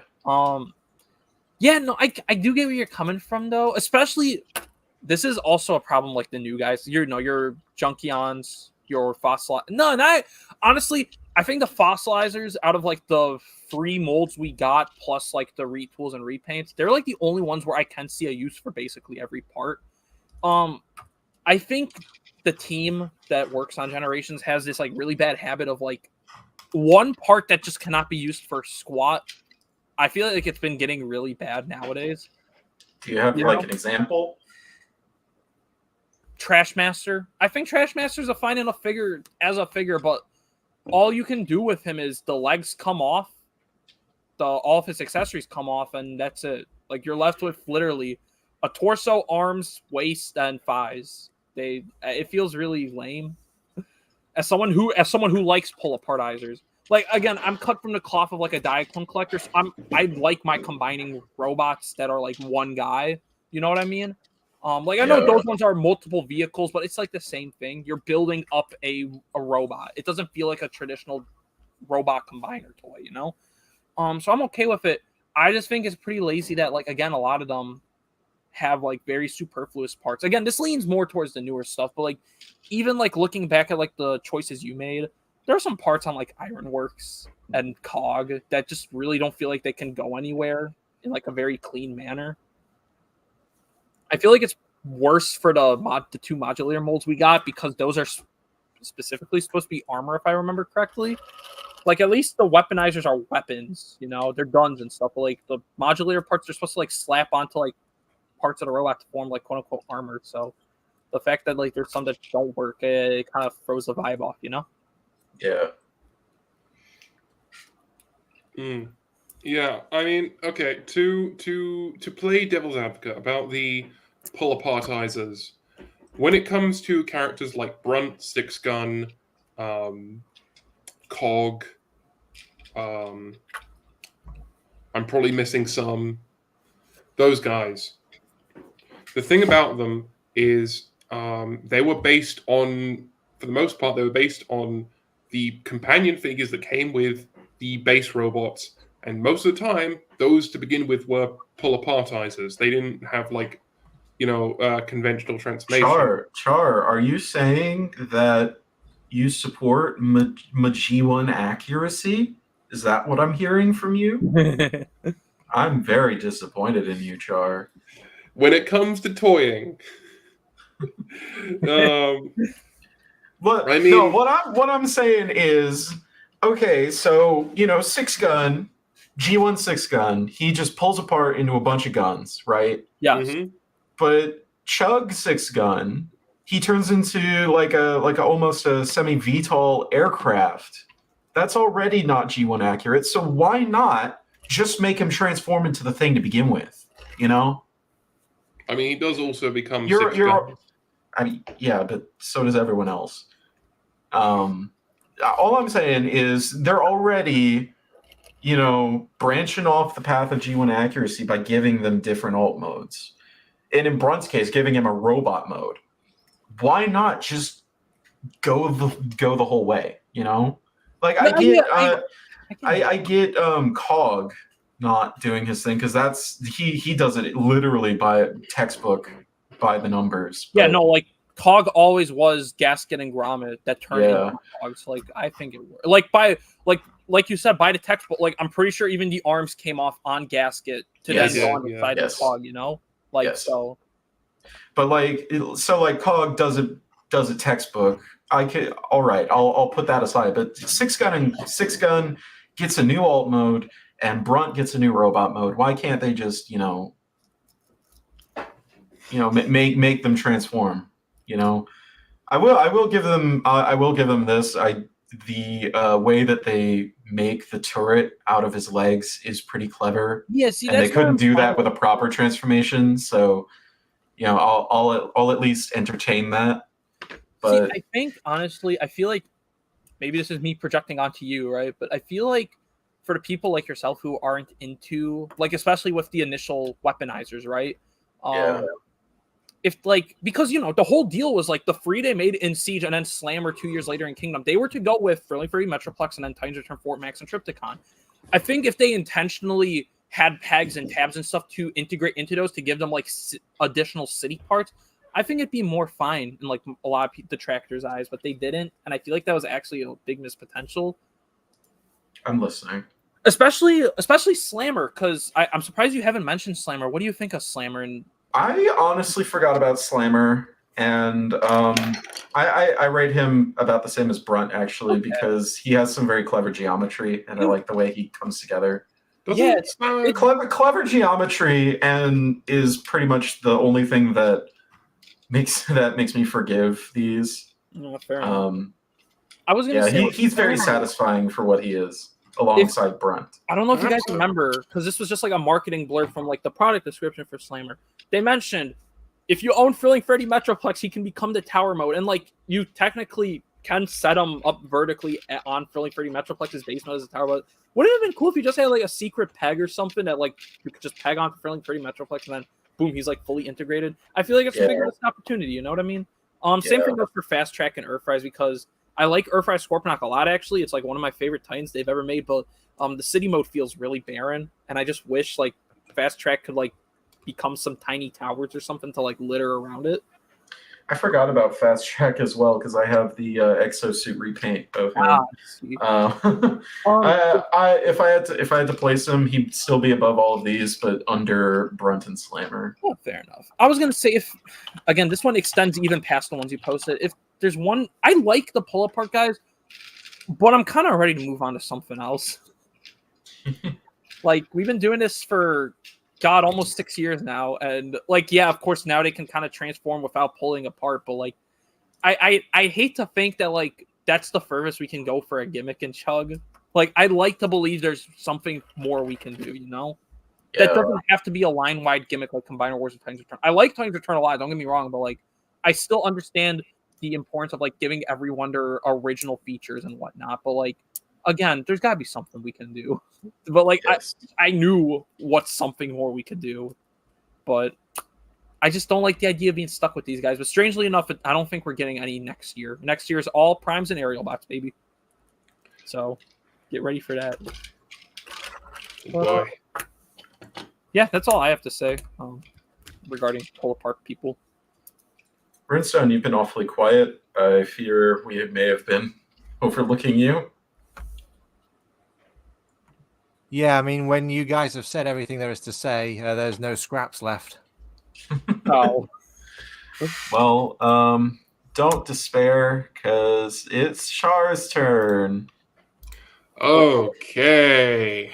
So, this was a massive mistake, in my opinion. It was a massive misstep. When these toys originally came out, and it was Siege. That was like the main perpetrator of this issue was Siege, and in my opinion, the biggest problem that came from these was that the battle damage was not consistent across the figure. It didn't. It was on certain parts and not on others, and it looked like as someone who does Gunpla and does Gundam model kits, it looks like someone got their first Gundam model kit and bought a bottle of lead belcher Citadel paint and a dry brush and just went to town and didn't really think about it. Oh man. Yes. So yeah, even back then I wasn't a fan. You know what I mean? I don't really like the idea of like purposefully dirtying your toys in the first place. Like I think I mean that from a manufacturer standpoint, by the way, not from a user standpoint. Like if someone wants to do a battle damage repaint as a customizer, speaking as a customizer myself, go to town. But like I just feel like it kind of restricts. I have a caveat. Yeah. I think battle damage toys can work, but you need to. It generally needs to be on higher end toys where you have more control over the manufacturing process. You can be more specific with the people who are painting the toys, because let's be honest, these toys are painted by minimum wage factory workers in China. You're not going to be able to get them to be very specific about. You're not going to pay them enough to be specific about the battle damage application. even though these things are like, mass produced with probably like a lot of airbrushing and masking parts, so you can get them basically the exact same. I mean, as far as I know, with Siege, a lot of these were tampoed on. They weren't actually painted. No, there were paint. Yeah, was painted partially. I'm positive that like Sideswipe's shins were definitely like Sideswipe shins. Sideswipe shins was in my opinion, a big offender. It's weird because I kind of get what they were going for. The shins become the underside of the car, so they would get really scratched up, but it just doesn't come across properly. I think going back to one of your initial, it's weird though because like if I remember correctly, I don't have Siege Sideswipe anymore, right? I have Kingdom though, but like it's the only battle damage on that entire figure. Nothing on the bumper, nothing on like the shoulders. It's literally just on the underside, which is really weird. Yeah. So I was gonna save this question for like a couple minutes later, but what do you then think of like sculpted battle damage, primarily on like Studio Series 86, like all those 2-packs and stuff, and they're probably gonna do one with Optimus and Megatron next year or whatever. Like, is that any different, or do you still feel the same way?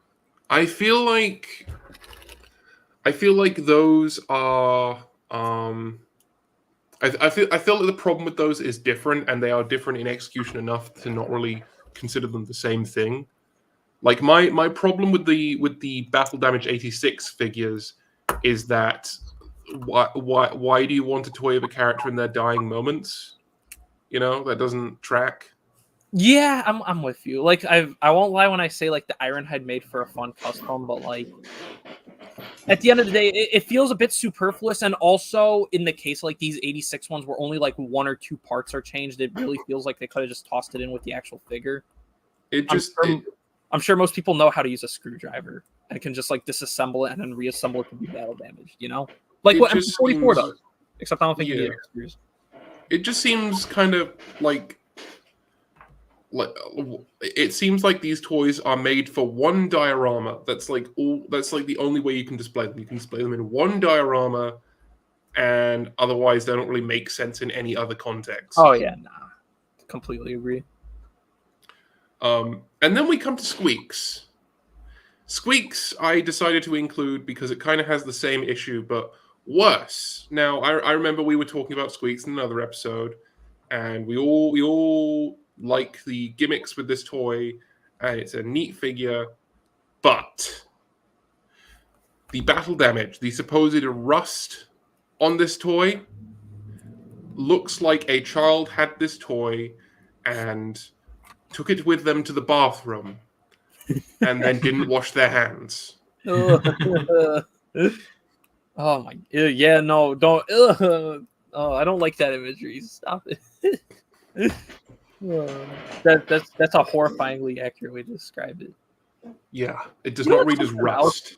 You know what's something else about battle damage that I think it's not even a problem because I think they were going to be an inevitability, right?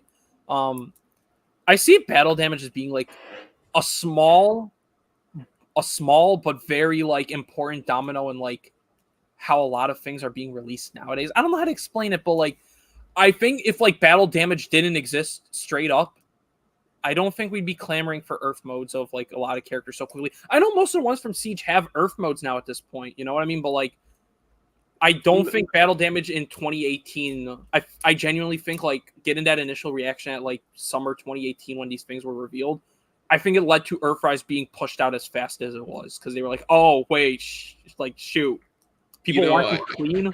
I kind of get you on that because like a lot of characters from Siege could either easily pass as Earth modes or just were Earth modes. Looking at you, Astro Train. Yeah, no, I really think if like battle damage and the weird, this is not battle damage, but I just think a lot of these guys had like kind of ugly, desaturated colors. I hate to admit it. Again, molds I think were pretty fun. I just think the colors were off on a lot of them. Like looking at you, Magnus and Hound. If those weren't around, yeah, I don't think people would have jumped on Earth modes as fast as we did, And I'm saying we because I was one of them. I'm like being honest. Fair enough. Do Kit and Rune have anything to add? Not me.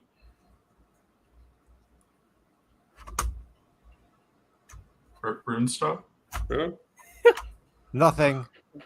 Oh, okay. Well, you have something to add now. It's your turn. All right. Oh. Okay, go ahead. For Oh, the no. I do want to bring up the fact that this wasn't one of my original choices when I was editing this PowerPoint, because I forgot about these, and honestly, my life was so much happier for it. All right. For the sake of build-up, the big gimmick of the Dark of the Moon toy line prior was mech tech. Large weapons with spring-loaded transformations. Case in point, the original release of Deluxe Ratchet had a blaster that, with a flick of a switch, converted into a buzzsaw. You let go and it springs back into its blaster configuration. It sounds cool in theory, but the problem was that most of the Deluxe's weapons couldn't lock in their extended or transformed configuration. They could on the Voyager class toys, I believe, but it's still quite the misstep there. This was also when integrated weapon storage in alternate modes started to become less common. We still get it, but a lot of the time they just plug into wherever there's a suitable port, no matter how unwieldy it looks. But it also means the figures were arguably less compromised as a result. The spiritual successors to mech tech were the Power Riser weapons of Prime's Robots in Disguise subline, which I believe were only included on the Voyagers. So, how exactly can we improve upon mech tech?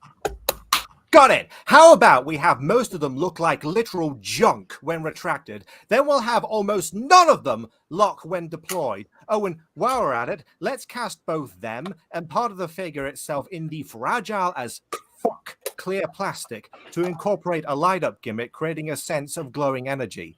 But we can't have the LED match the plastic color. No. That would make sense. Nah, let's do shit like put a small red LED inside blue plastic so that it doesn't light up properly, and in no way looks like a detonator light on a fucking bomb, which I guess fits since translucent plastic is like a ticking time bomb anyway. Timeless gimmick, everybody! Yeah. There was malice in that. Oh my gosh. So I owned the Optimus Prime from this toy line as a kid.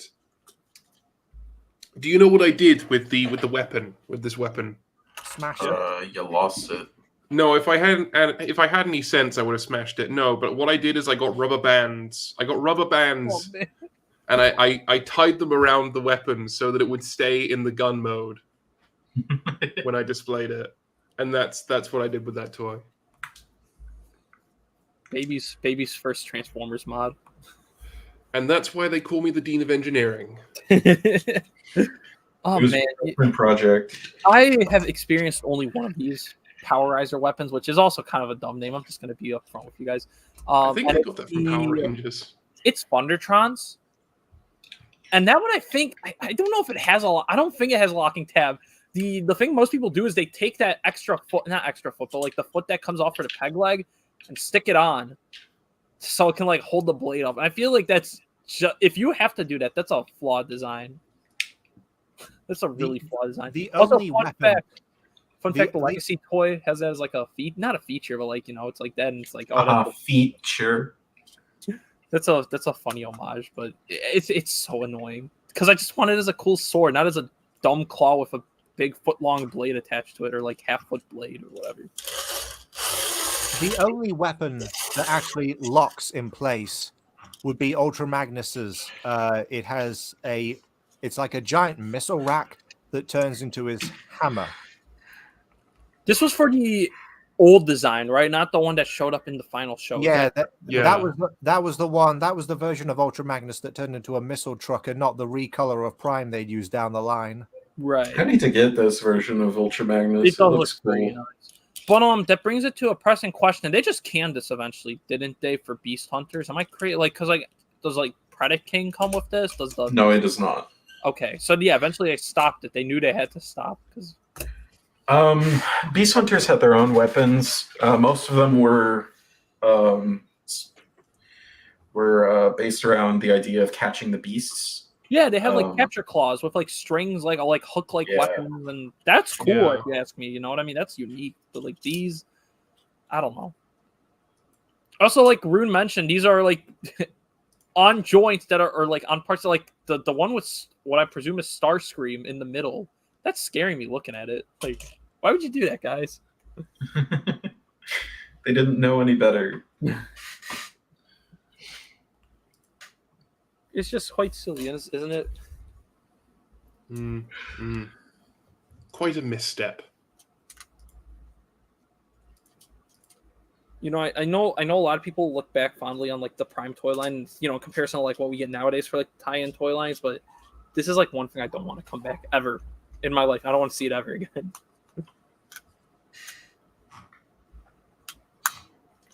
Are we ready to move on? I like to think so, yeah.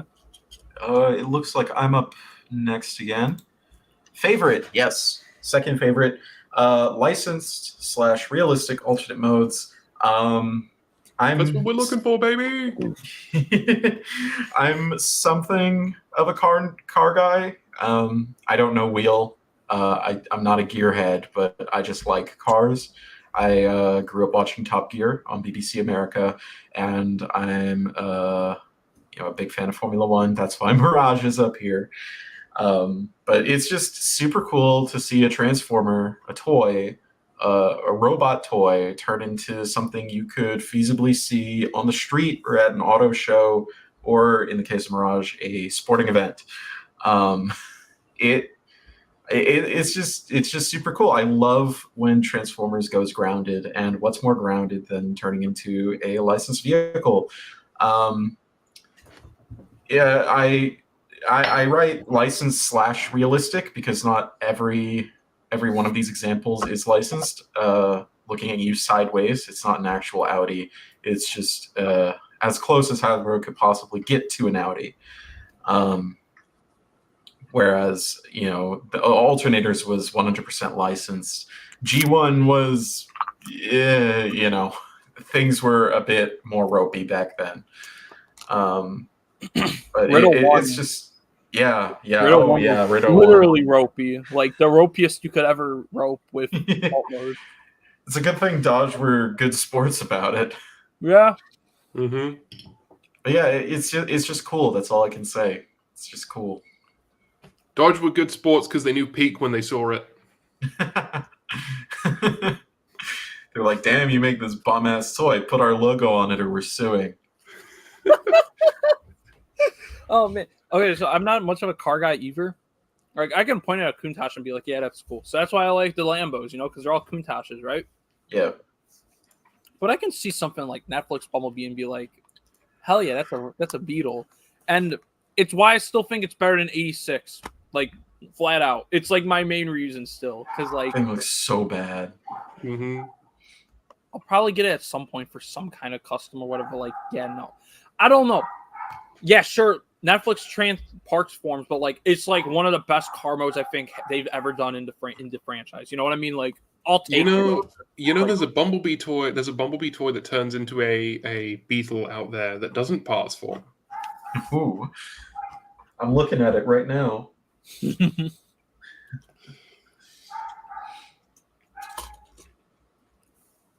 But I think having a licensed alt mode is like kind of one of the magical things about Transformers. It's something familiar turning to like a big robot man, Yeah.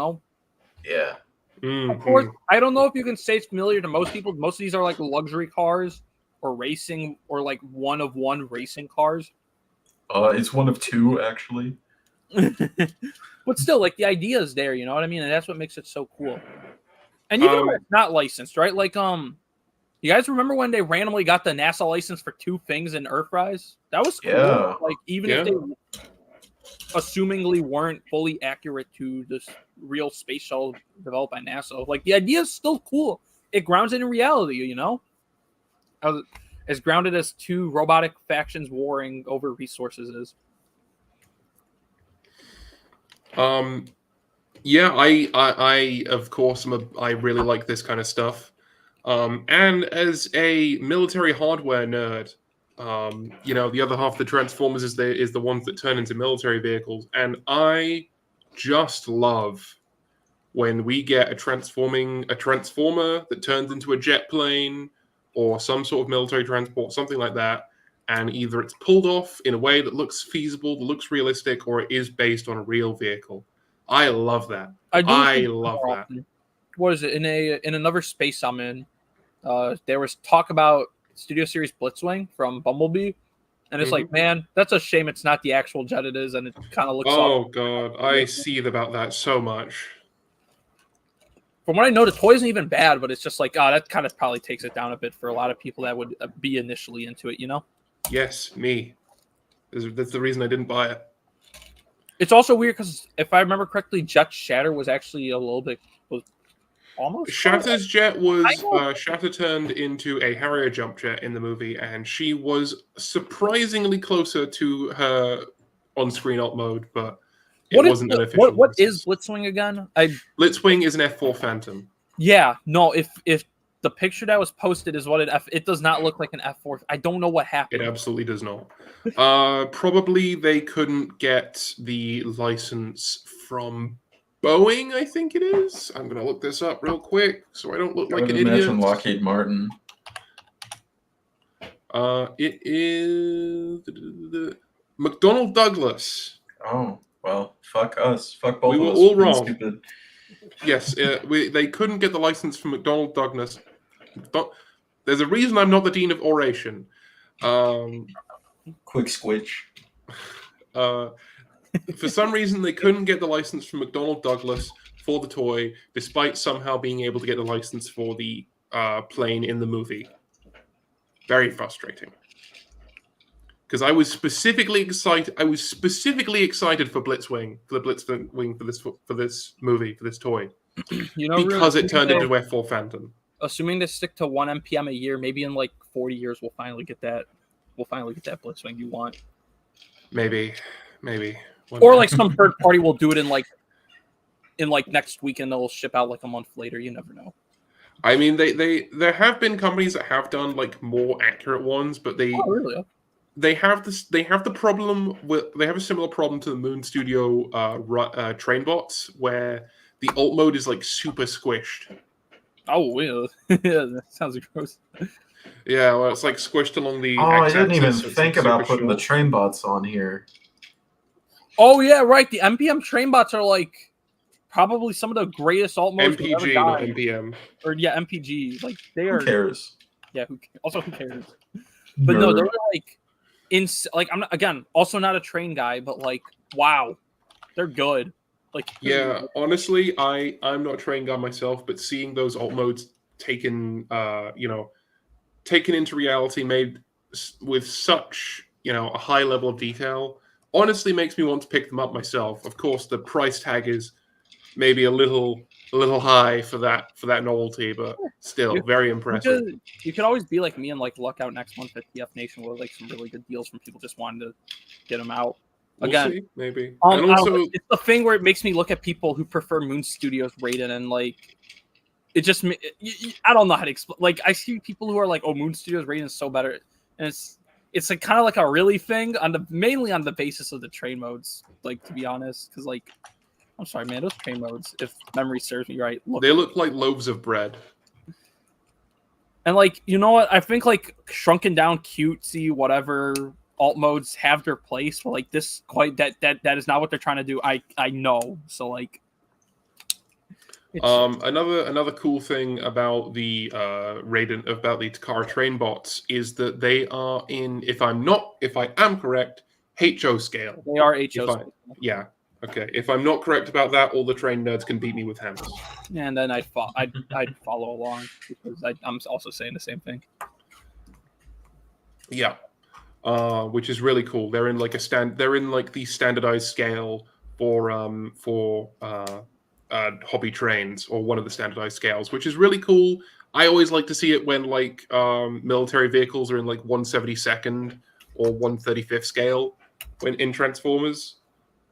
Like all of the very few times it's happened, but I like to see it. Oh yeah. It happens more in 3P, but even then. I think Toyzizi Doragus, I think, is 1/72nd scale. What character is that? It's the Gustav gun. Ah, I see. Oh, okay. Yeah, big man. Are we about ready to move on? Yeah, I think I've said my piece. All right, who is up next? Oh, Runestone. Oh, here's the combining I was alluding to earlier. Combiners. Bit of a broad pick, but what can I say? They too are an engineering feat. Because on top of the individual robot and alternate modes, they also have to merge with other figures. The most common type of combiners are a group of robots that merge into a giant super robot. Devastator being the best known, as he was the first released in Transformers. Then we have the Scramble City combiners, where the smaller bots could form an arm or leg and were interchangeable with other combiner teams that followed the same play pattern. Scramble City gestalts would be attempted multiple times in the modern era with Energon's Maximus combiners and Fall of Cybertron Bruticus. Next slide, please. Both Combiner Wars and Power of the Primes provided new toys of most G1 combiners, Scramble City and others, including the mighty Predaking. I don't think Menasor went down so well in Combiner Wars, hence why he had another go around in Legacy. And this upcoming 13 Primes toy line will see the return of Superion and possibly Bruticus. And Society 6 is bringing back Devastator, which is, I guess, kind of an inevitability. Yep.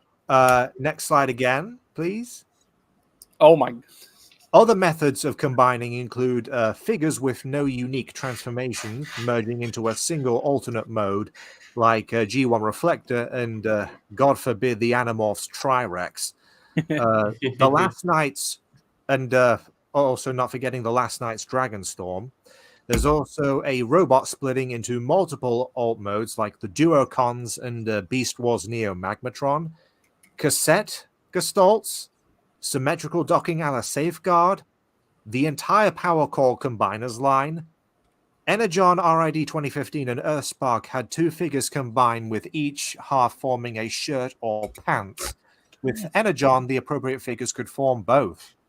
Super Robot gestalts would still show up from time to time in the likes of Beast Wars and RID 2015. And all this is just off the top of my head.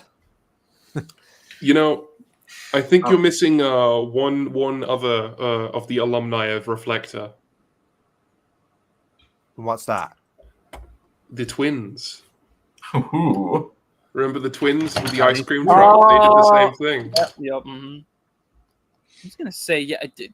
Quite honest, I feel like combining is as versatile as transforming, because like there's things that you didn't post that I'm like, you know, there was Dragonstorm and Infernicus and TLK. There were the twins, right?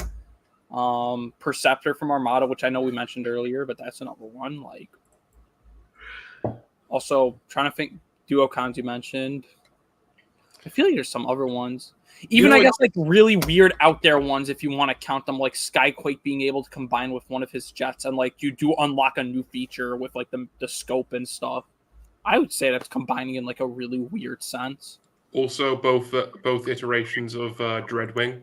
Yeah, don't forget Tidal Wave. That's a combiner of sorts. You know, like, and I don't know, just like thinking about all these things, I think it shows how versatile combiners are, and like just how much I think I don't know anyone who doesn't like a combiner of some kind. You know, They could make a whole toy line out of combining. I think there was something about Rangers is a line that does combining. Speaking of the RID 2015 like Crash Combiners and Combiner Force or whatever they called them toys look really, really fun. yeah. Like, I've seen a couple reviews of the Crash Combiners. I think Vangelis did like 2 of them, and they look like supremely fun toys, especially because you can mix and match. Yeah. As far as I know, you can mix and match the shirts and the pants. So it's very Power Rangers-esque, in my opinion. See, now here's the weird part, though. It's a very like flirting versus harassment thing, because like, you know, we like to bash on like one-step changers and stuff, but then like, you know, these, which also fall kind of under that budget toy thing, they're very simple. You know what I mean? They get a pass. They get a pass just from how fun the play pattern is. It's not something I would go out of my way to collect, but like if I just so happen to come into possession of one, I don't see myself getting rid of it anytime soon.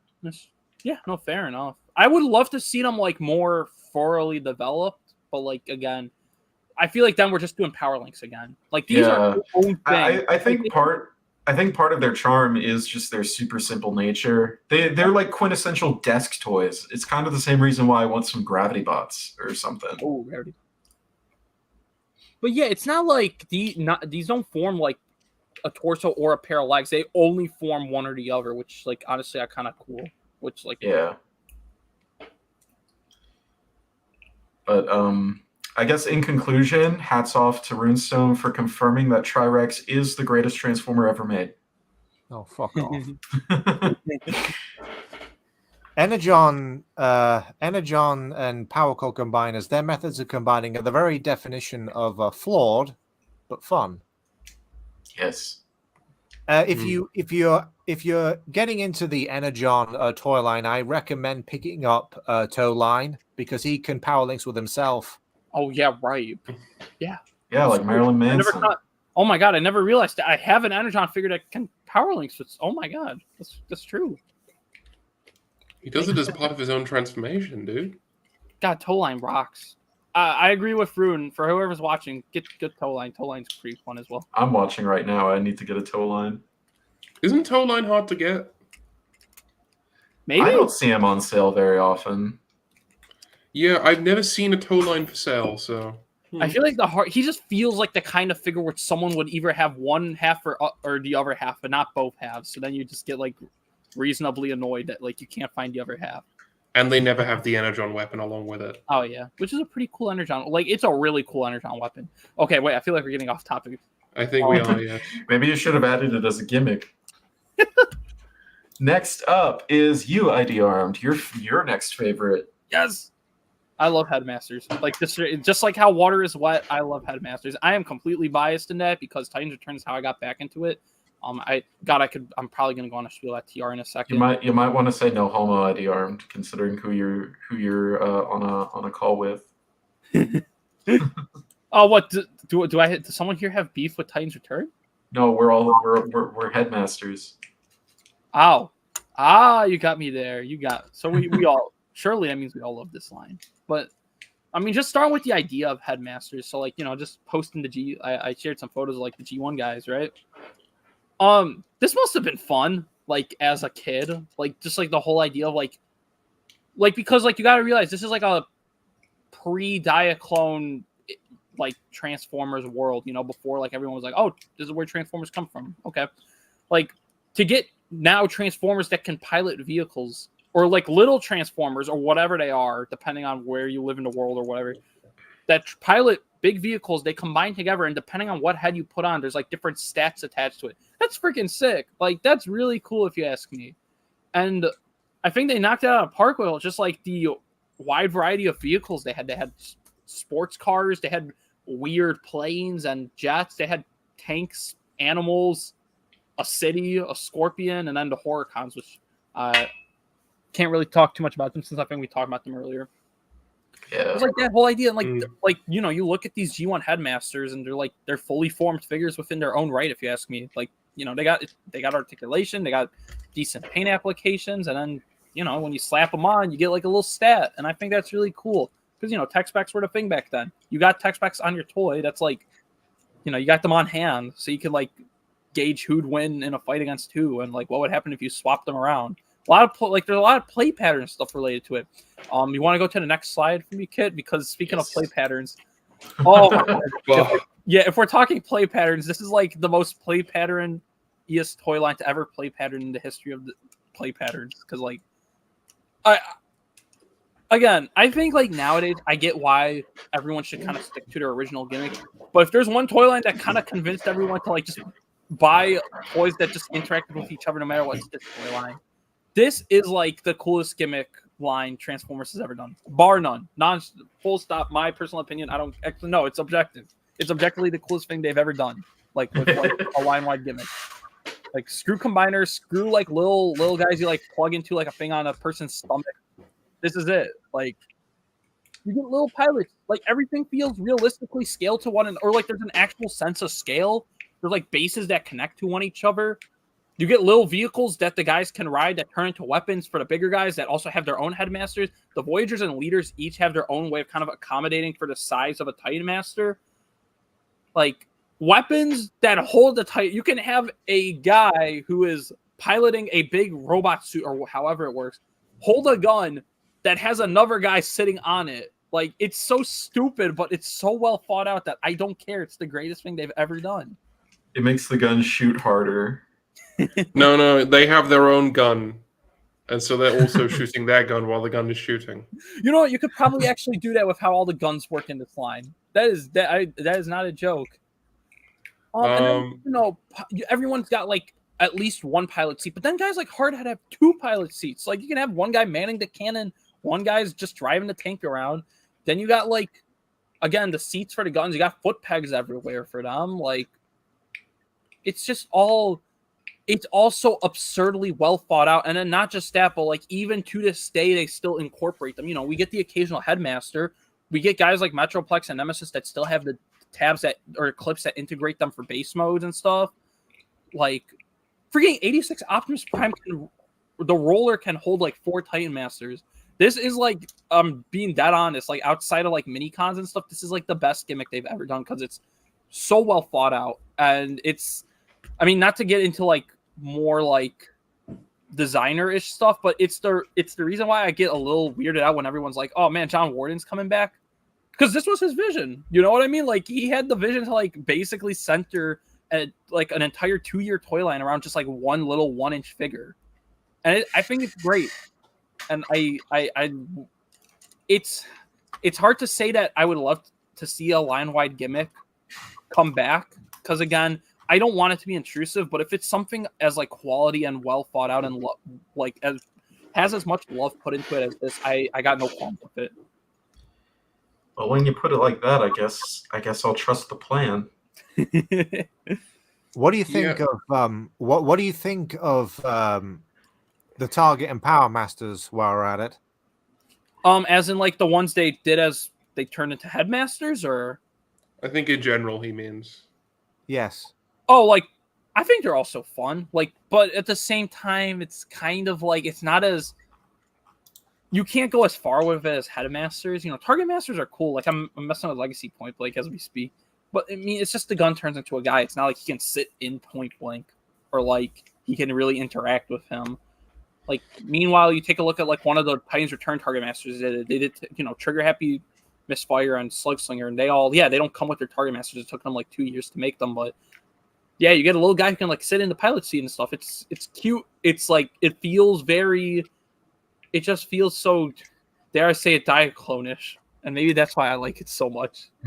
Yeah. The thing I was gonna say about headmasters is they were cool. They are cool because they sort of in back in the day, not that I was there, of course, but they answered the question of who drives the Transformers, because it's a car, but who drives it? And of course, we didn't have Diaclone. We didn't know about Diaclone. Most people didn't know about Diaclone.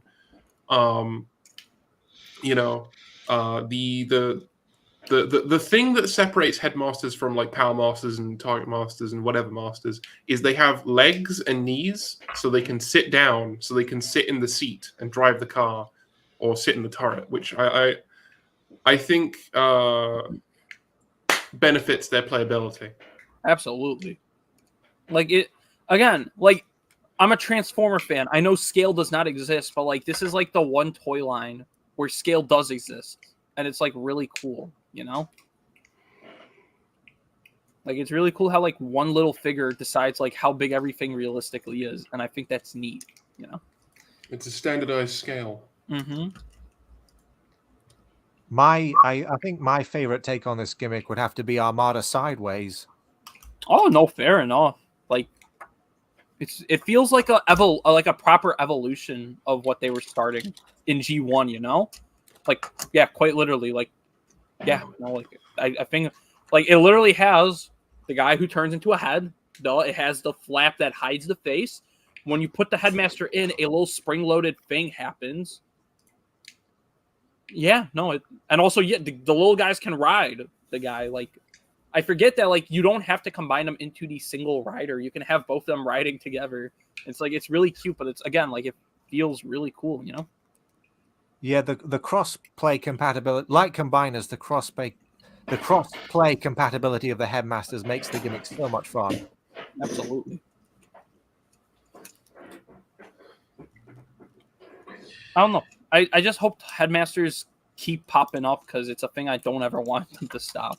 Well, so long as they keep doing headmaster characters, I think they'll still keep using this system. That's true. It would like this is like I think it would genuinely blow if they suddenly went to a brand new style of headmaster after doing this for, again, like we're talking 8 years now because Titans Return started in what 2016. I don't think they'll do it though. I think they're smart and know like if they do that, that's kind of dumb. Like, yeah, I like to believe they would think that way. God, I hope. I mean, like the last headmaster they did before they started doing the Titans Return system was, I think, T30 Brainstorm, and then they basically dropped that. They dropped that system entirely. Yeah. To be fair, I think for him that was kind of a one-off. I doubt they were. Yeah, it was intended to be a one-off. Like this was the same line that did like what Scoop, Armada, Starscream, Riddle One, Skybite, like a whole minicon team on their own. Like, and I can go like all of them without a second figure to complement them. You know what I mean? T30 was kind of a hodgepodge. Like, well, that was the idea, wasn't it? Yeah, no, absolutely. Yeah.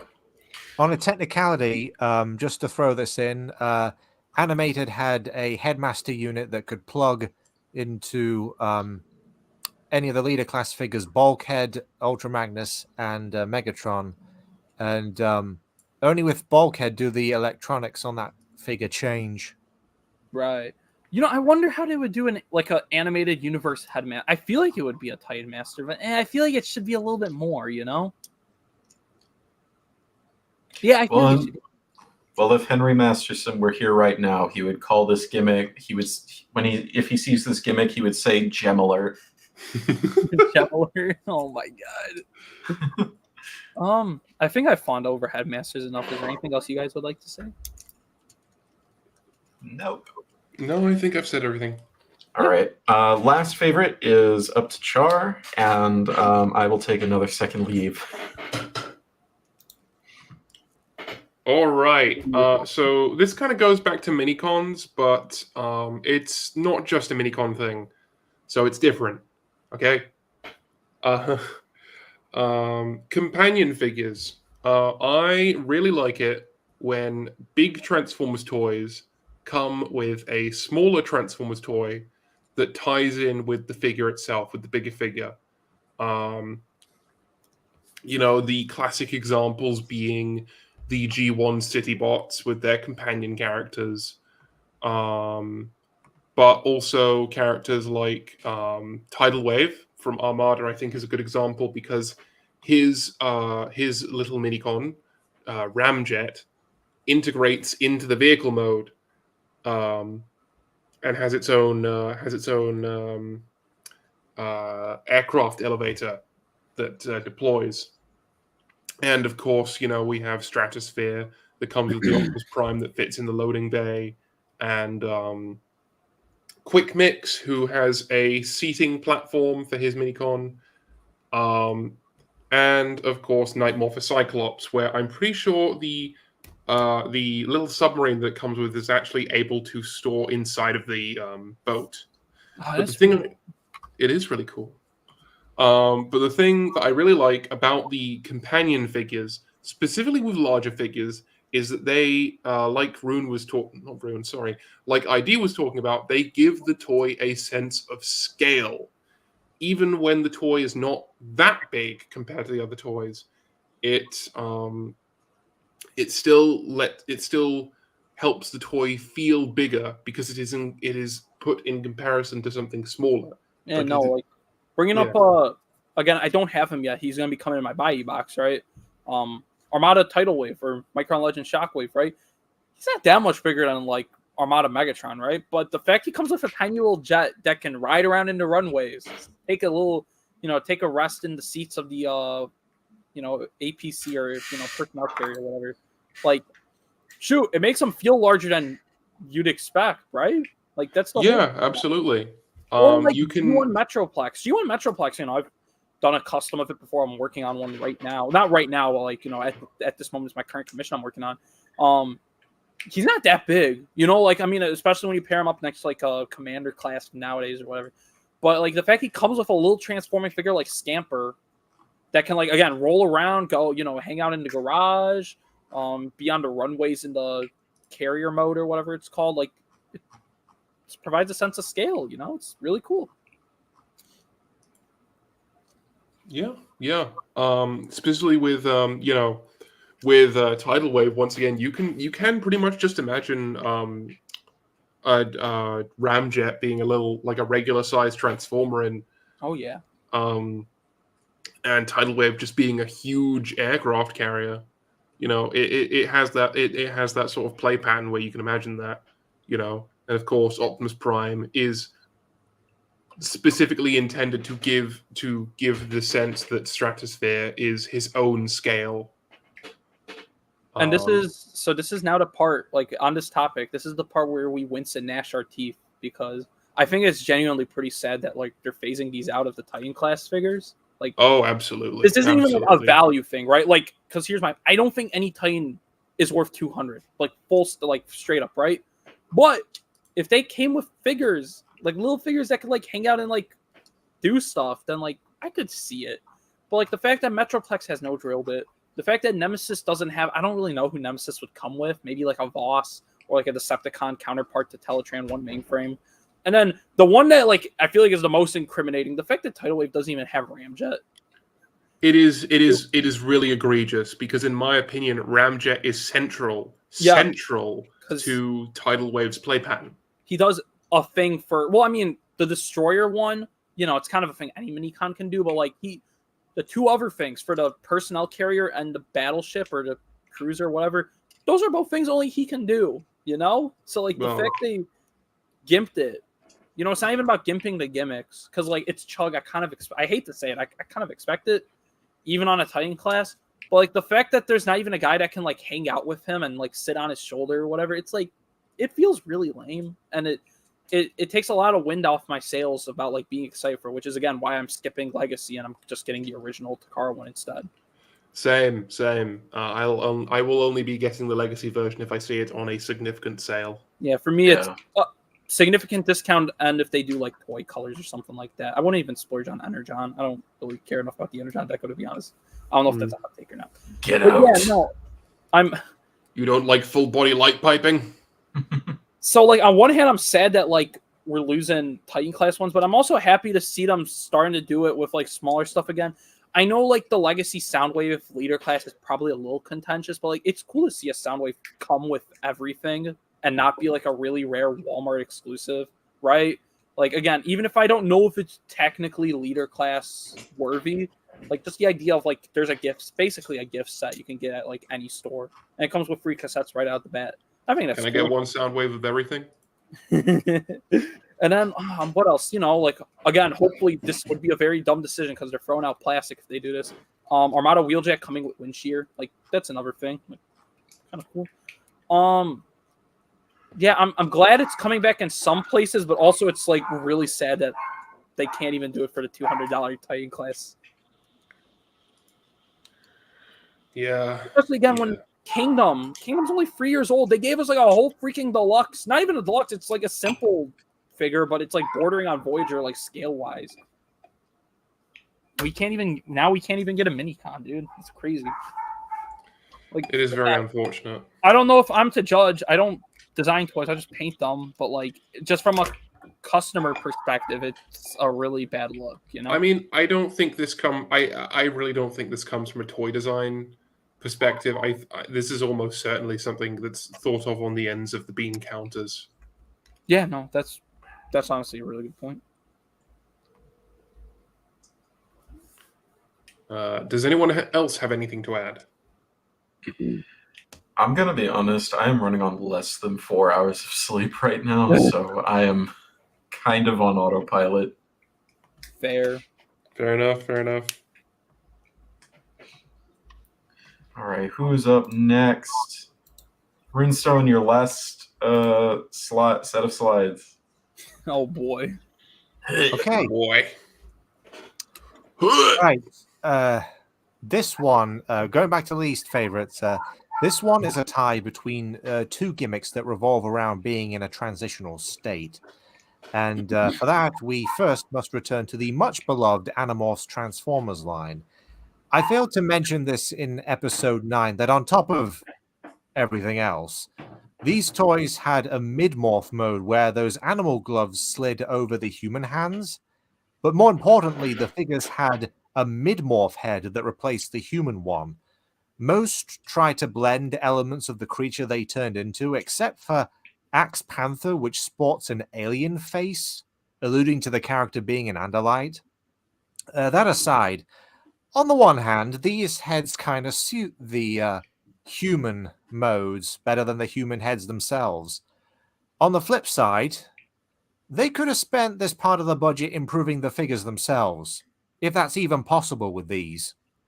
The absolute worst case has to be the Rachel Lion figure. You push a button at the back of her mane, her mutant face slides up, revealing her human head, and then springs back down the second you let go.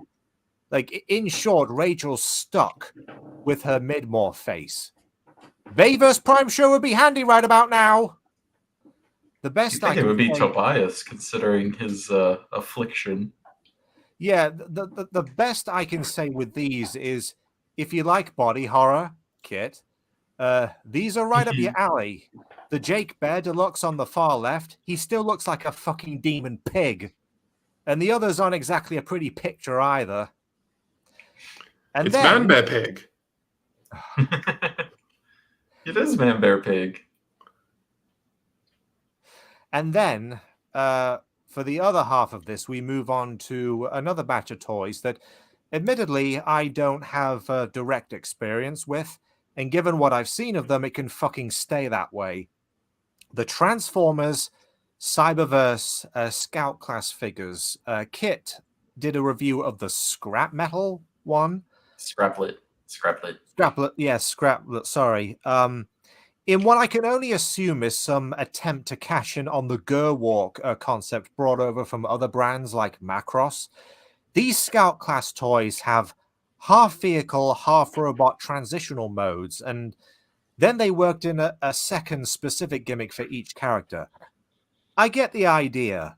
What if they have the speed of their vehicle modes, but still retain the use of their robot mode limbs, or something to that effect? That sounds really neat on the surface. So what's the problem? These hybrid modes are the extent of their transformations. They aren't halfway stopping points. This is all you get. The one thing about most Gerwalk forms is, whether you like them or not, they're usually a bonus. Something else the toy could do in addition to having a proper vehicle and robot mode. That was the case with G1 Jetfire, a lot of jet transformers, Thrilling 30 Whirl's Helipad mode. Oh, and by the way, both Jetfire and Whirl showed up in Cyberverse. Neither of them got this treatment. Probably for the best, but still. They were spared. The actual Gerwalk forms they attempted with Starscream, Slipstream, and Windblade fell flat because their arms aren't deployed. I mean, the null rays on the first two still aim forwards, but you'd still get that effect with the arms out, and you could include additional weapons for them to wield on top of that. Just, I'm sorry to anyone who likes these, but these Scout class figures just seem like a fucking waste of space. Cyberverse is already not a popular toy line to begin with, and figures like this do not help its case.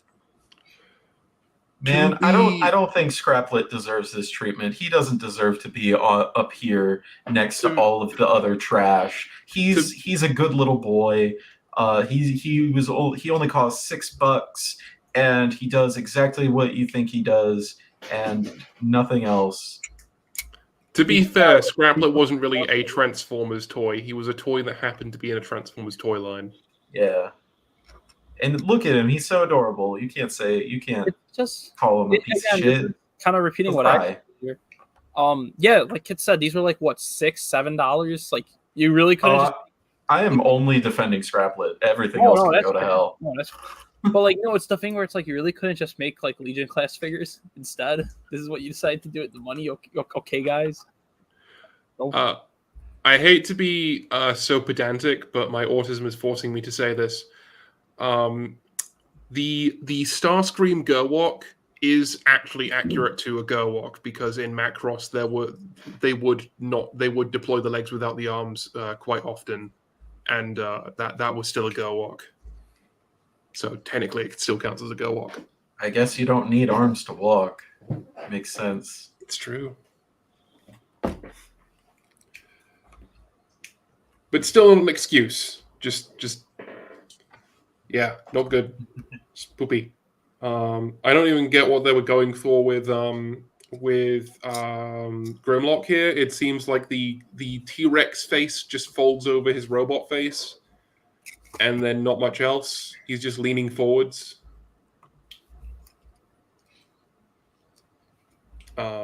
He might even be more convincing if they just got him on all fours. And then Megatron just like completely hollows out his own arm to hit you, and his legs hollow out too. It looks disgusting. It looks like he's trying to turn into an inside-out tank. He does. I actually have most of that figure. My mum got me him from from our local secondhand store. I did not buy it myself, to be clear, but it's missing like the bottom parts of the legs. And something interesting is the torso is actually spring-loaded. So you push the torso to the side and it swings around, and that opens up the arm. The arm is like the flail inside of the arm is on a loose peg, on a loose joint, and it just deploys through the momentum of being flicked around. I can't speak for any of the other toys because I don't own any, thankfully.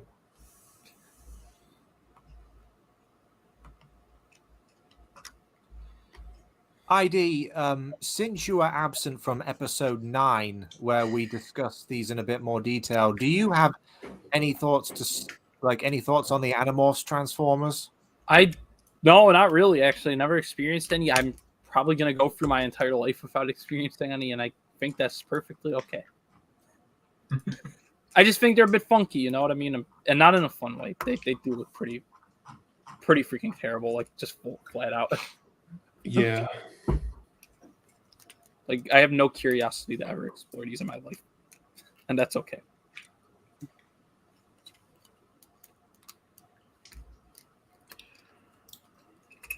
Moving it right along, we have Char with your last favorite. All right. This might be somewhat of a hot take, but I did not like I was not really a fan in general of the final installment of Power of the Primes. And in my opinion, the Prime Master gimmick was incredibly underwhelming.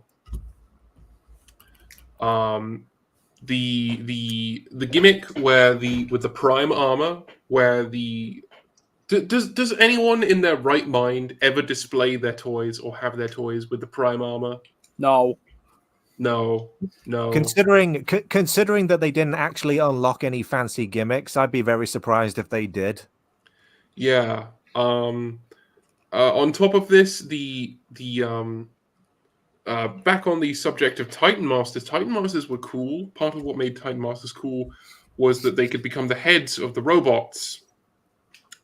And then they reused this gimmick they reused this engineering to make the Prime Masters, who could become the core of various matrices. The problem is they don't look like anything. They don't really give any value, any real play value, in the same way that swapping out the head does. It's just a chunk of plastic that goes in the chest.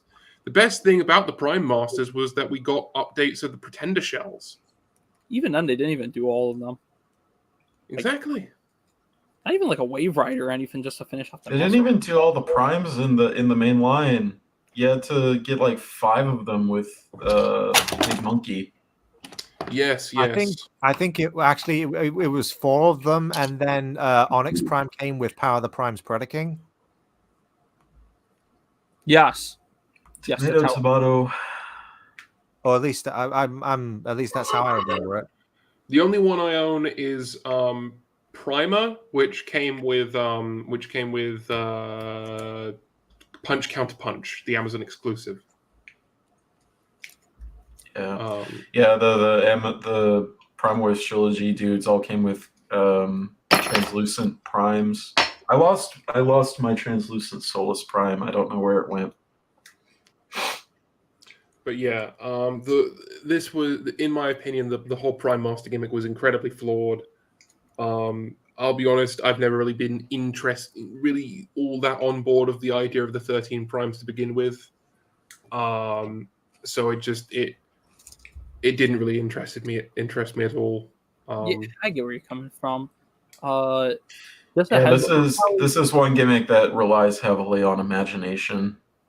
And it doesn't really give you much to work with in terms of that imagination. So this is probably the last thing I have to say before I leave. I just have a IRL thing. Yeah, no, just the whole fact there's a toy line that's gonna be centering around them next year. If I'm not really into them, that's a lot of money saved. Yes. Yeah. Before you leave, would you like to go over your last least favorite? Yeah, no, sure. I'll make it kind of snappy though.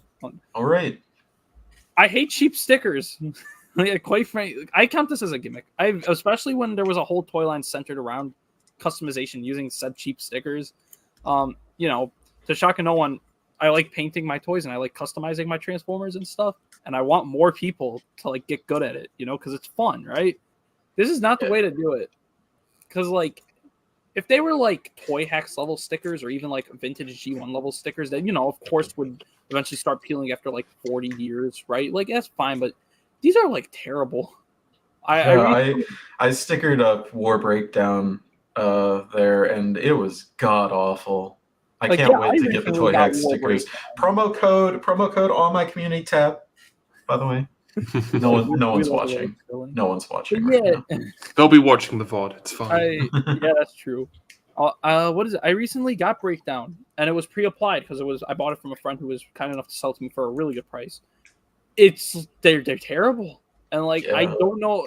Quite frankly, we're always like all hail the mighty Takara that's totally infallible and stuff.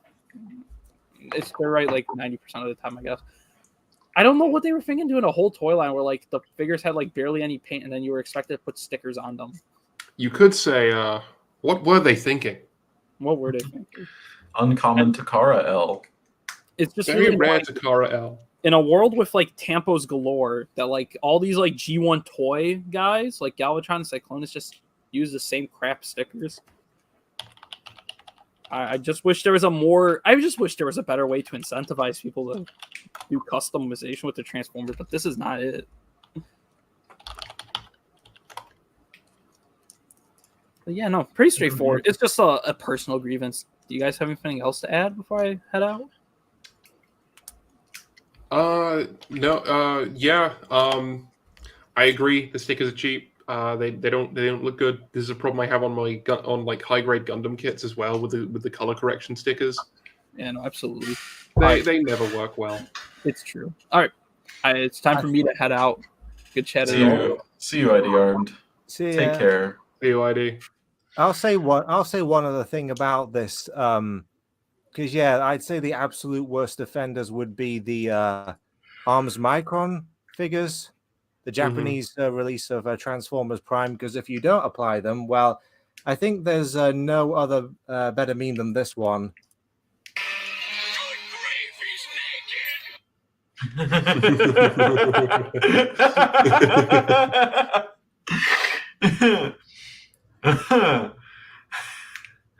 All right. With that, now that IdArmed is on his way to see if he can beat Char's time across the English Channel, I guess I'm the only one left standing. I don't even remember what I put on. Yes, I do actually. Base modes and base modes. I part of this is just I don't really have space for play sets. Base modes are cool, I guess. I just like them when they're a bit more compact. Like, I actually quite like Metroplex's big, like his mobile carrier mode because it has those runways and shit, and it actually looks like it could be like a fanciful vehicle or stuff. But if it's just like a bunch of buildings or whatever the fuck Tidal Wave's doing right there, Primus. Yeah, I'll get to that in a bit. I'm pretty good. I'm good without it. Skylinks at least gets Skylinks and by extension Omega Supreme get at least a little bit of a pass because they just turn into launch pads basically. But then we get to quote unquote base modes where it's not a mode; it's just a thing. You made it turn into a thing, like Primus. There, that's supposedly a battleship mode, whatever the fuck that's supposed to mean. I just prefer when my toy designers actually try to do their jobs. I know that's a bit controversial these days, but you know, it is my opinion. So take it or leave it. I agree. That's it. I agree flat out. Well, I like base modes, but I don't really have space in my display for bases. I mostly keep my city bots in robot mode, but the base quote unquote base modes are just very obvious attempts to add more play value without really adding any more engineering to the toy or any more actual features. You know, nobody's actually going to play with Tidal Wave and Primus in those modes. I don't think anyone even puts them in those modes once. Because what's the point? Yeah. In Primus's case, it's literally just a halfway step in its transformation. So you have to have it in that mode at one point. Those tricky bastards. That's how they get shit.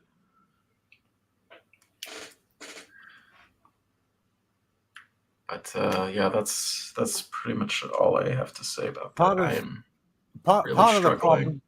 Part of the problem with base modes is that of course, a lot of them basically consist of the robot modes splayed out, and you know, part of the problem is that those parts are sculpted to look so much like robot limbs, like functional robot limbs, that it draws more attention when you pull something like this. Whereas back in Generation 1, since there was no real articulation to the toys, they were just simple cube or cuboid blocks, and thus when they were in their city modes, they looked relatively more convincing, I'd say, like the original Fortress Maximus. Does anyone remember Siege Ratchet's surgical table mode? That was in the instructions. They had you plug the arm accessory into his hand. So he's just holding it while he does surgery on his own crotch. It's a terrible mode. I should have included that in the slide. I forgot about it.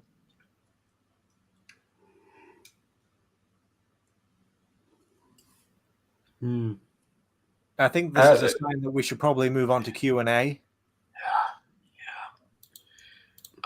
First question, DN Prime 17. What gimmick would you like Hasbro or Takara to give another go? What is an original gimmick you'd implement into either a new toy line or subline, Chug collector line, or otherwise? Question mark. I'd like to see another shot at Power Links, please. I would like a new line of alternators, but maybe more in the deluxe size range, and we skimp out on the interiors. It is so criminal that we didn't get the Cadillac XLR convertible into Megatron for alternators. And maybe also Escalade. Maybe also just a toy line that focuses on licensed vehicle modes in general. doing things from all sorts of different vehicles from real life. Yes, this is me just wanting more 1/72nd scale transformers that turn into military vehicles. No, I will not apologize. Adding on to that, I would love a line where it's just focused on alt mode scale. Yes. The mythical line where we have leader class Starscream and Legends class Bumblebee. For a fun experiment, Wasn't that just Combiner Wars? Oh wait, yeah. I'm sorry, Rin, go ahead. yeah, for a fun experiment, if you're aware of the model kits made from companies like Airfix, Revel, etc., look them up and then work out what Transformers characters they would work best as.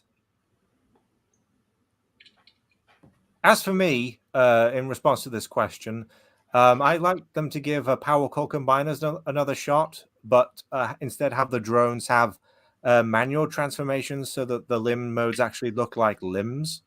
Yeah, definitely. Here. And with actual limbs, they might be able to do things like, I don't know, wield the minicons in their weapon modes. Ooh, I'll see. that would be fancy.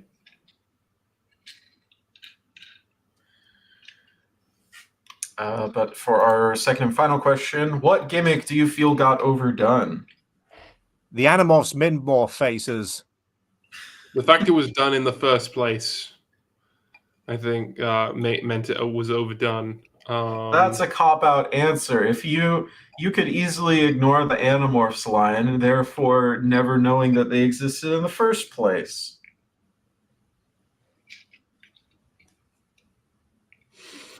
What gimmick got overdone?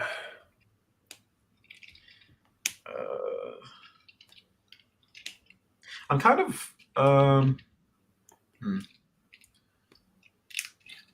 Trying to think of a gimmick that I got tired of. rub signs, maybe. Yeah, rub signs is a good one. Because they never really look scale. They never feel like they're actually part of the character. They just feel like they're thrown onto the toy. You know what I mean? I guess they just never work for me. They work fine for me. Sorry, go ahead, Ren. Yeah, I was just saying, in reference to one of my original picks, given how hit or miss light piping tends to be, I wouldn't mind if that was toned back a bit. Well, I got good news for you. What? They hardly ever do light piping anymore. There is no more light piping. Light piping is gone. Well, I don't know. Masterpiece Rhinox has it. Oh. Does it? I thought. Yep. Huh. Oh yeah.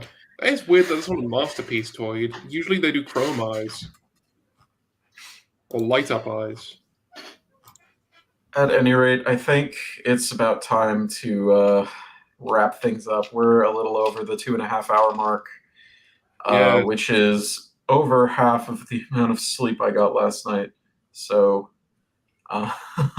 Yes. yeah, this has been fun. We'll do this again next month for our 12th episode.